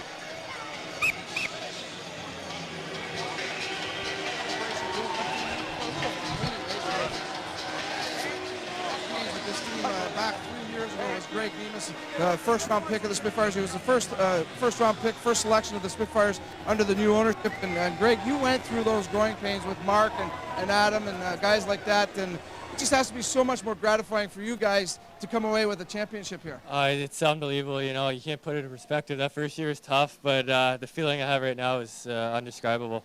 Fair to say that year maybe set you guys up for something like this? Oh, for sure. It's a credit to every person in this organization. You know, they had a vision all along, and we executed it tonight. Talk to me about the run through the playoffs, Greg. Going through the highs and lows through this playoff year, and what you gained from it, and how you finished this thing. You know, it was a pretty tough playoffs. Windsor played us pretty tough, and you know, especially that Plymouth series, they're a tough team to play against. And then we roll right into that London series, and I don't even think anyone realizes how spectacular that series was. You know, 5 overtime games, and we came out with 4 wins. But you know, and to finish the Brampton Battalion off when they tied up late, it's unbelievable. Great stuff. Okay, enjoy this one, Greg. Congratulations. The growing pains paid off, I guess, right? All right, Greg Nemes, the outstanding forward of the Spitfires. Another guy, we had it for a moment, but I don't blame him for jumping into the trophy celebration again. One of the premier shutdown guys in the OHL right here, Mark Condary. And Mark, much like Greg, we just talked about the growing pains, and you were part of that young team that the Coach Bugner and GM Warren Reichel committed to and build around. What's it mean to you to finally put something like this together? Oh, you know what? Like you said, I've been around for 3 years from the beginning of this organization, and to finally win and to finally put it all together. I mean, we faced so much adversity throughout the past 3 years, and everything just seems to pay off. And like everything, no matter tough or good, like all the times, right? They just all pay off right now. You went through a lot of, I guess, learning and growing in that first year, Mark. And even here, you come into the playoffs, there's still a lot to learn and grow with. What was that experience like, and what's the difference between then and now? Oh, I took, like you know, in my first year, I was more of an offensive guy, and I came into here, and they had a role for me, and it was hard for me to adapt at first, but I picked it up, and now I was shutting down the top lines in this playoff run, and it just seems like everything's worked out, and it's all for the best. Yeah.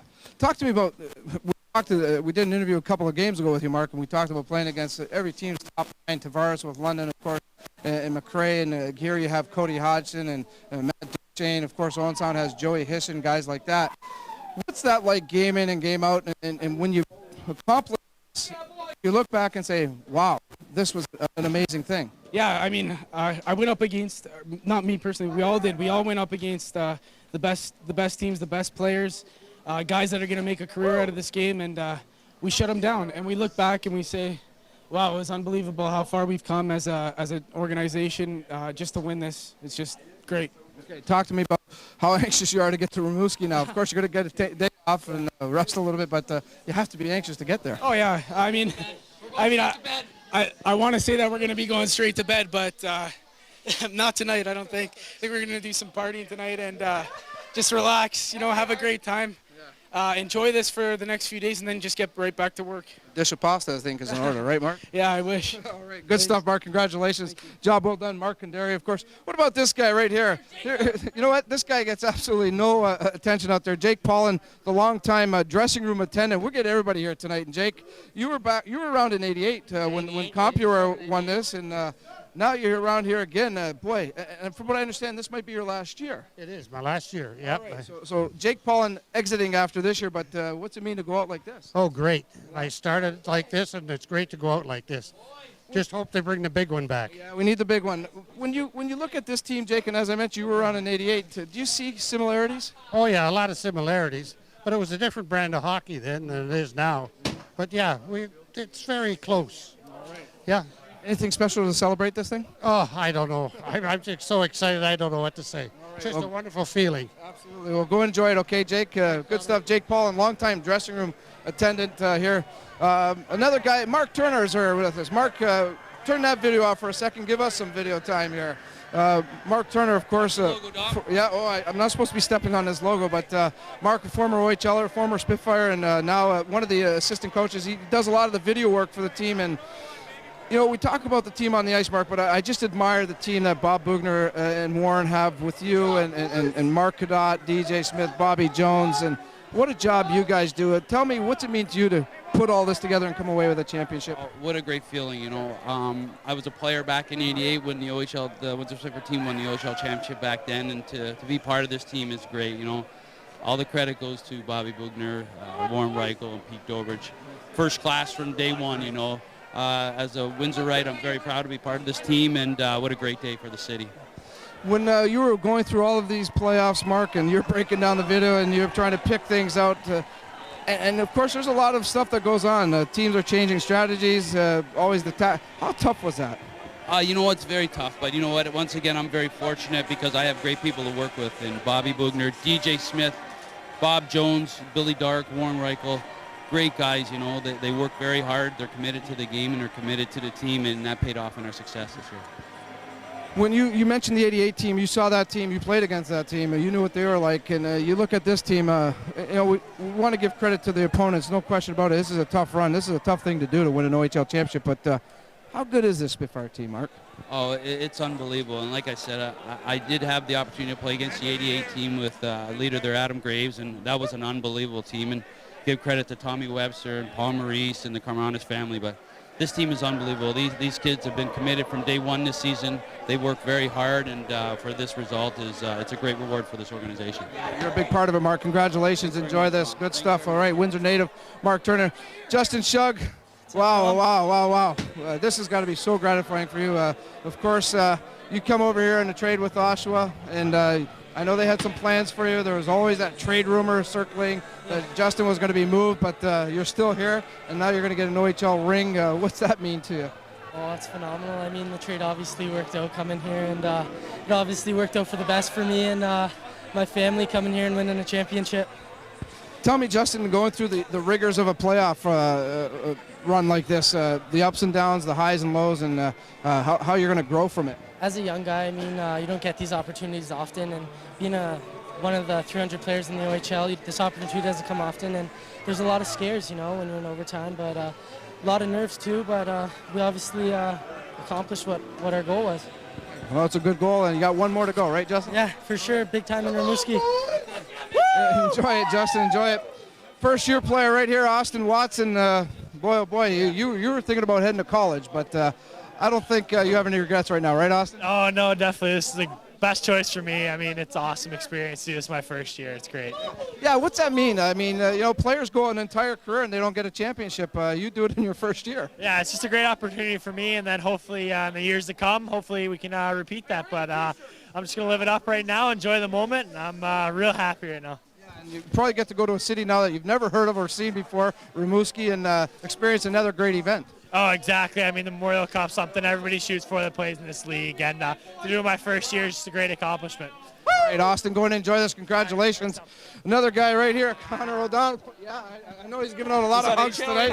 This is on. We're live, Connor, so you're under pressure here now. You got to come up with a joke, too, at the end of all this, okay? But, of course, Connor is the creator of the sprinkler here, and he set off a fan frenzy with that. But another guy, you were dealt last year, you know, came in from Brampton, things like that, and found your role here with the team. And boy, to accomplish this, Connor, just again has to be so gratifying. You know, it feels great to do it with a bunch of great guys and a great organization with Bob Bugner and Warren Reichel and the rest of the coaching staff. But especially to win against my old team in the finals, you know, I don't think it could have set it up any more perfect. So it's awesome and it's exciting. And you lead me to my next question. In the handshakes, of course, a couple of teammates there that you had there. Anything said to you, Connor, that you could tell us? And certainly it must have been somewhat emotional. Yeah, you know, some of those guys I was great friends with, and I lived with a couple of them, and you know, hung out with them all the time. So they were just saying good luck in Rimouski, and I'll see you in the summer kind of thing. And you know, as bad as it is to beat them out, it's great to be with my team and everything. You know what I mean? Tell me, you became a pretty good role player for this team, and how tough was it to get into that and certainly perfect it? Yeah, you know, I'm a team player, and whatever these guys ask me to do, I'll step up into the role, whether I have to play one of the top lines and chip in there or play a grinding role, do anything that the guys ask, anything for a championship, and we brought it home. That's all that matters. Okay, good stuff. Do you have a joke, or are you going to think about it for a minute? Okay. Okay, first of all, I know Grandma Pat's watching back home. I met Grandma actually in Brampton. She's a wonderful lady, and I got a really nice hug, so I just want to know. Yeah, so Grandma, I want to say hi, and I know you're sitting there watching, and I can't wait to go and see you. And also, where do lions go when they lose their tails? Tell us where Lions go when they lose their tails. They go to the retail store. Oh, jeez. Hi, Grandma. Oh, okay. Joey, give me a minute. Give me a minute, Joey. Joey Garland, an outstanding athletic therapist here. Joey, you've been here through the growing pains. You've watched these guys grow, and you know these guys just as well as anybody. What makes these guys special? It's just a great group. We're so close. Everything we've been through, good and bad, they've just joined together, and you can see the chemistry just on the ice, off the ice, everything. If anybody knows how tough this group is, it's you, Joey. And just tell me, how tough are they? Oh, they battle through things. You have no idea. Stuff I can't say, obviously. The coaches can't say. Yeah, they're watching in Rimouski. Ice Rimouski. bags everywhere. Yeah, exactly, yeah. Okay, tell me, Joey, being a part of another team, there's subplots to this team. There's the coaching team, there's the players on the ice, then there's your team, the guys that do all the work behind the scenes. How special is that group? Well, there's me, Tice, JR, Maddie, Jake. Game day is just a complete circus. From 8 o'clock in the morning till 12 o'clock at night. We'll be here till 2 o'clock in the morning, and then back at it again 8 o'clock tomorrow morning, getting ready for this big trip now. I think you're going to be here a lot later tonight, Joey. Yeah, exactly. Joey, congratulations. Thank you. Right here, what a year for this guy. I don't have to say much about this guy. It's one thing after another for you, Ryan. A world championship, you go and win a world tournament in the summer, and now you win an OHL championship. Does it get any better for you? I don't know. I think the only goal we have is Rimouski. I think it doesn't mean that much if we don't win the main title, and it's nice to win this, but I think Rimouski was what we want, and that's what we're going for. Not that I want to compare this team to the national team, Ryan. Obviously, the national team speaks for itself, but how special. I mean, to be part of that national team, you learn, obviously, and it's a huge thing to win a world championship, but even to accomplish something like this, you need a pretty special bunch. Yeah, exactly. I think Team Canada, we were just together for a month or so. We've been with these guys for almost 2 years now, and I think it just goes to show how much we've improved and how well our coaches have done with us, and the fun we have and the chemistry we have with each other and the love we have for each other. I think it's just tremendous, and I think it's a blast to win it with these guys, and I wouldn't want it any other way. Are you fatigued at all, Ryan? I mean, you've played a lot of hockey this year, and now you've got one more pressure cooker. Yeah, exactly. I think I'll hopefully get a couple days off, but we'll see it. I think the plane ride there is going to be a blast, and I think the whole tournament is just going to be a ton of fun for us. Ryan, you're outstanding. Great job. Congratulations. Enjoy this for the night and the day, and good luck in Rimouski, okay? All right, thanks a lot. An all-star right there, Ryan Ellis. What a year for him, that young man. Oh, my. Hey, James Woodcroft. James Woodcroft, of course, played parts of the year this year with the LaSalle Vipers, but still a very big part of the Spitfires. You're on call with this team, James, but certainly you're a big part of it. And what's it mean to you to be here and working with these guys and now celebrating a championship? It feels unbelievable to know that I've been here all year, up and down, but pushing the guys when they needed to be pushed. And just to see us finally get what we deserve is really good to see. All right. Obviously, as I mentioned, you're on call here. How tough was it to sit through the playoffs and go through the highs and lows with this team? It's hard to go through it because you can't physically go out there and do it, but we got enough trust in our boys to go out there and did it, and that's what they did, so it was really good to see that. All right, well, you won an Ontario title last year in Junior B. Now you win an OHL title. Not bad 2 years here. Yeah, not bad at all. Hopefully we can, last year we won the whole thing, so hopefully we can come back here on this team and do the same thing. Good stuff. Enjoying this one, okay, Woody? James Woodcroft of the Spitfires. I want to grab one more guy over here. Rob, hang tight for a second. I want to grab this guy right here because he's always been one of my favorites. Henny, you got to come and talk to me here, buddy. Congratulations. I need to bring you over to a camera here, Adam. We're trying to just give Adam a chance here to take his blades off, and we'll talk to him in just a moment. But certainly, we talked about Greg Nemus. We talked about Mark Kandari. Another guy that was here right from the beginning is Adam Henrique, who went through those growing pains and certainly endured all of the beatings in the first year. And boy, when you look back at it, Adam, I guess you don't mind taking the beating for the first year if this is the end result. Oh, no, not now, but it was a long first year. There's a bunch of guys on the team that are still here, and it's just unbelievable. I'm so proud of all these guys in this room. We've faced a lot of adversity over the last few years. Hey! And, it's just an unbelievable feeling. There's no other group of guys I'd like to win a championship with. And, I don't even think it's sunk in yet. I'm sure it's going to take a little time to really realize what you've accomplished here. Tell me, as you went through the 3 years getting to this point, anything stand out to you on the road to get there, Adam? Of course, you get drafted. That's a great feather in your cap. Last year you get into the playoffs. It was one of the biggest turnarounds in the history of the Spitfires. And this year you get to the next step. But what was it like going through the 3 years and getting to this? Well, it was a long ride. Our first year we had a lot of young guys It was a very long year. We had lots of great development. Our coaches have been unbelievable over the last 3 years. They treat us unbelievable. You know, second year last year, we did a lot better than a lot of people thought we would. It's been unbelievable. We knew we had the team this year for the championship coming in. We've been working hard all summer, all year, and you know, we're finally here, and we finally took advantage. The word trust has been used here a lot tonight, Adam. How big is that and important is it to accomplish something like this? No, it's huge. It's one of the biggest things. You know, our coaches are able to trust every guy in here to do all the little things right, to battle for each other, and you know, all the guys in here trust each other too. On and off the ice, it's been unbelievable. It's been great, and I'm so proud of all these guys in this room. We're proud of you too, Adam. You do a big part of it, and congratulations. Enjoy it. Get some rest, and we'll see you in Rimouski. Thank you. All right, Adam Henrique, another outstanding player. We're going to go up to, I believe, Kara Rose, still out and about. So let's check in with Kara right now, see what she's got going on. Thanks, Tom. It's just really interesting to hear all the guys. The confidence is soaring because all you're hearing is Rimouski, Rimouski. I don't think it's sunk in for a lot of the guys that they have won an OHL championship, which hasn't been done here in over 2 decades. So it's a pretty amazing stuff since '88. So hopefully the guys can take all this in and really appreciate the fact that they have brought the city so much pride, and I know really excited to see them perform in Rimouski. So I know we're going to head down to the bench eventually, but it's really been fun to also watching Loktionov, obviously from Russia, taking this all in. He was the last one off the ice, and I'm sure he's going to make some phone calls back home, not caring what time it is over there, that he is so excited that he has, you know, shown up Russia and said, you know what, this is what the OHL is all about, and the experience he's getting from here. So pretty amazing stuff. And next week the boys will head off to Rimouski, and we want to see some more hardware here in Windsor, Essex County for sure, and obviously to represent the OHL as well. So great stuff, and hopefully the guys take this all in. I know for me, myself, I've got a little bit of hardware, so pretty exciting stuff to take advantage of this right now. So nice to see. A London victory and then a Brampton. So I know the guys have battled hard, and now there's going to be a lot more ahead of them, but right now, amazing stuff for the Windsor Spitfires and the organization. Only 3 years. I can remember Coach DJ Smith 14 years ago playing for the Spitfires, and it was the battle of the basements back then. London and Windsor struggling for some W's, and now look at them, turn things around, back in the organization as a coaching staff, and now has come away with an OHL championship.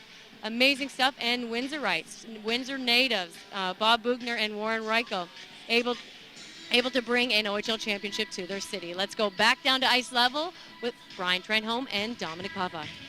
Well said, Kara. A lot of great information that you just put out there, and you're right. You know, there's a real good Windsor flavor to this team, and you know, they did their part, and the parts that they brought in from out of town, just outstanding. This is an unbelievable hockey team. 115 points in the regular season. I believe they only lost 3 playoff games. Brian, I guess, you know, how do you sum it all up and what they've accomplished here? It's been an architectural project is what it has been. There has been a lot of things that have come together correctly. One was the fact that the ownership group came in the way they did. 2 was that Warren Reichel orchestrated the group that he did to scout and brought in some phenomenal players. Taylor Hall, Ryan Ellis were the first 2. I mean, Adam Henrique. The group that came in before Hall and Ellis really was probably the building block off it, but they have done a tremendous job of it. And then to get the arena and to get the support of the community behind them, which really, you know what, it was a silent fan. It really threw some real energy behind the club, and I mean, it's been, you know, it's just been amazing to watch. I think one thing that will really stand out with this championship, Brian, is it just wasn't 1 year. It's a culmination of 3 years of hard work. And one thing you have to really admire about the brain trust of this team is how they didn't flinch when there was adverse times. You look at that first year where they basically went with the youth movement. People were questioning and scratching their head, and these guys had a game plan. They knew what they wanted to do, where they wanted to go, and certainly they did well with bringing in the talent to get the job done. But they stuck by it under any circumstance. That's right. I was not involved with the broadcast by any means. I was just a hockey fan, and I'll tell you, it looked like a fire sale. And they wanted to start over, and they made that very clear, and they did. They wanted to start over with their own draft and next year's draft, and they made it very clear to the public that this is not going to be an overnight thing. it's going to be 3 years, or in this case, they say 3 or 4 years, but in this case, I can't believe where they are right now going to the Memorial Cup, because this team is going to be just as good or better next year. But all the credit goes to Bob Bugner and Warren Reichel, Pete Dobrich, DJ Smith, Bobby Jones, the scouting staff, and the people off this organization. They've just done a tremendous job. Speaking of tremendous jobs, got to talk about our people here at TV Cogeco. This is, of course, our last broadcast for this season anyways. We hope to be back next year with the Spitfires, but a lot of great moments this year, and I want to tip my hat off to, first of all, Kara Rowe. She's still up in the broadcast booth. We love Kara. She's a great part of our team. She does outstanding work for us. She's always here in the clutch for us, and she brings so much to our broadcast, and she's a professional in so many ways, so we want to thank Kara for all her hard work. Of course, we have I always say he's the best play-by-play guy in the league. He calls an outstanding game. He's got the voice, he's got the passion, he's got the drive. Bill Kelso, second to none, and certainly his talents, his efforts, greatly appreciated here. Brian, we brought you on full-time this year. Last year you started out with us. I can't even tell our viewers and our people how much you brought to the table here for us, and the efforts and the knowledge that you brought, and just what you did for this broadcast, bringing it to another level. We're certainly in deep gratitude to you. Thanks for all your help, and a job well done this year. You're a professional as well, and not a bad hockey guy yourself. So. Well, I thank you. I thank you and Cogeco for the opportunity. I mean, number one thing, you gave me the best seat in the Ontario Hockey League. So, you know what? I should have done a good job, and I hope I have. And you know what? I've learned from pretty good people, and I really do appreciate the opportunity, and I've enjoyed it a great deal. We hope to have you back next year, that's for sure. Also, there's obviously all the people behind the scenes. I got Eric, my cameraman, right now. Again, we are so blessed and so fortunate with the talent that we have. Game in and game out, you'd be amazed. You saw a clip earlier tonight on how hard these guys work behind the scenes and what goes into this broadcast now. And it all starts at the top with the leadership.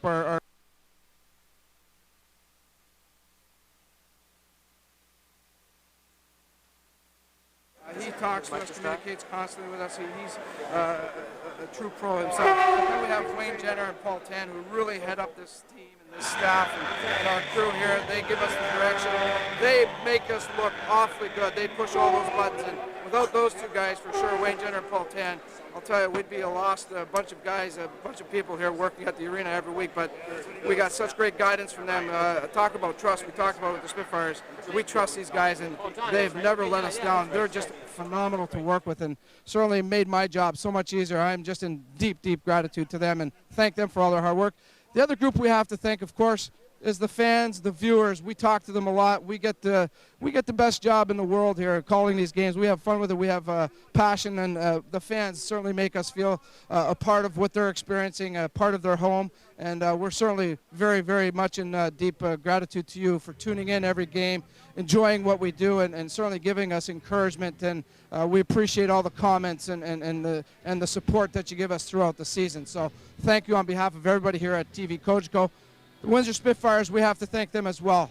The cooperation and the trust that we get from them to put these broadcasts together. Bob Bugner, Warren Reichel, Peter Dobrich. We come in here, we work hand in hand with them. It's a two-team effort here, and I'll tell you, the chemistry is unbelievable. So we want to thank the Windsor Spitfires. Everybody here at the Windsor Family Credit Union Center, we've got the best building in the O, we've got the best team in the O. Things are looking pretty good right now in Windsor and Essex County, so it's been a pretty good year, folks. We will be going to Rimouski. I'll be traveling up there. I'll be sending reports back daily. Tune into TV Cogeco. Check the listings, the ticker. We'll have updates for you as to what we're going to be doing, when we'll be on. But expect some good coverage from us up there in Rimouski starting next week. So that's it. That's the story. The Windsor Spitfires are the Ontario Hockey League champions for 2008, 2009. On behalf of everybody here at TV Cogeco, this is Domenic Papa wishing you a great night. Enjoy it, Windsor and Essex County. Thank you to everybody for tuning in. We'll see you all again very soon.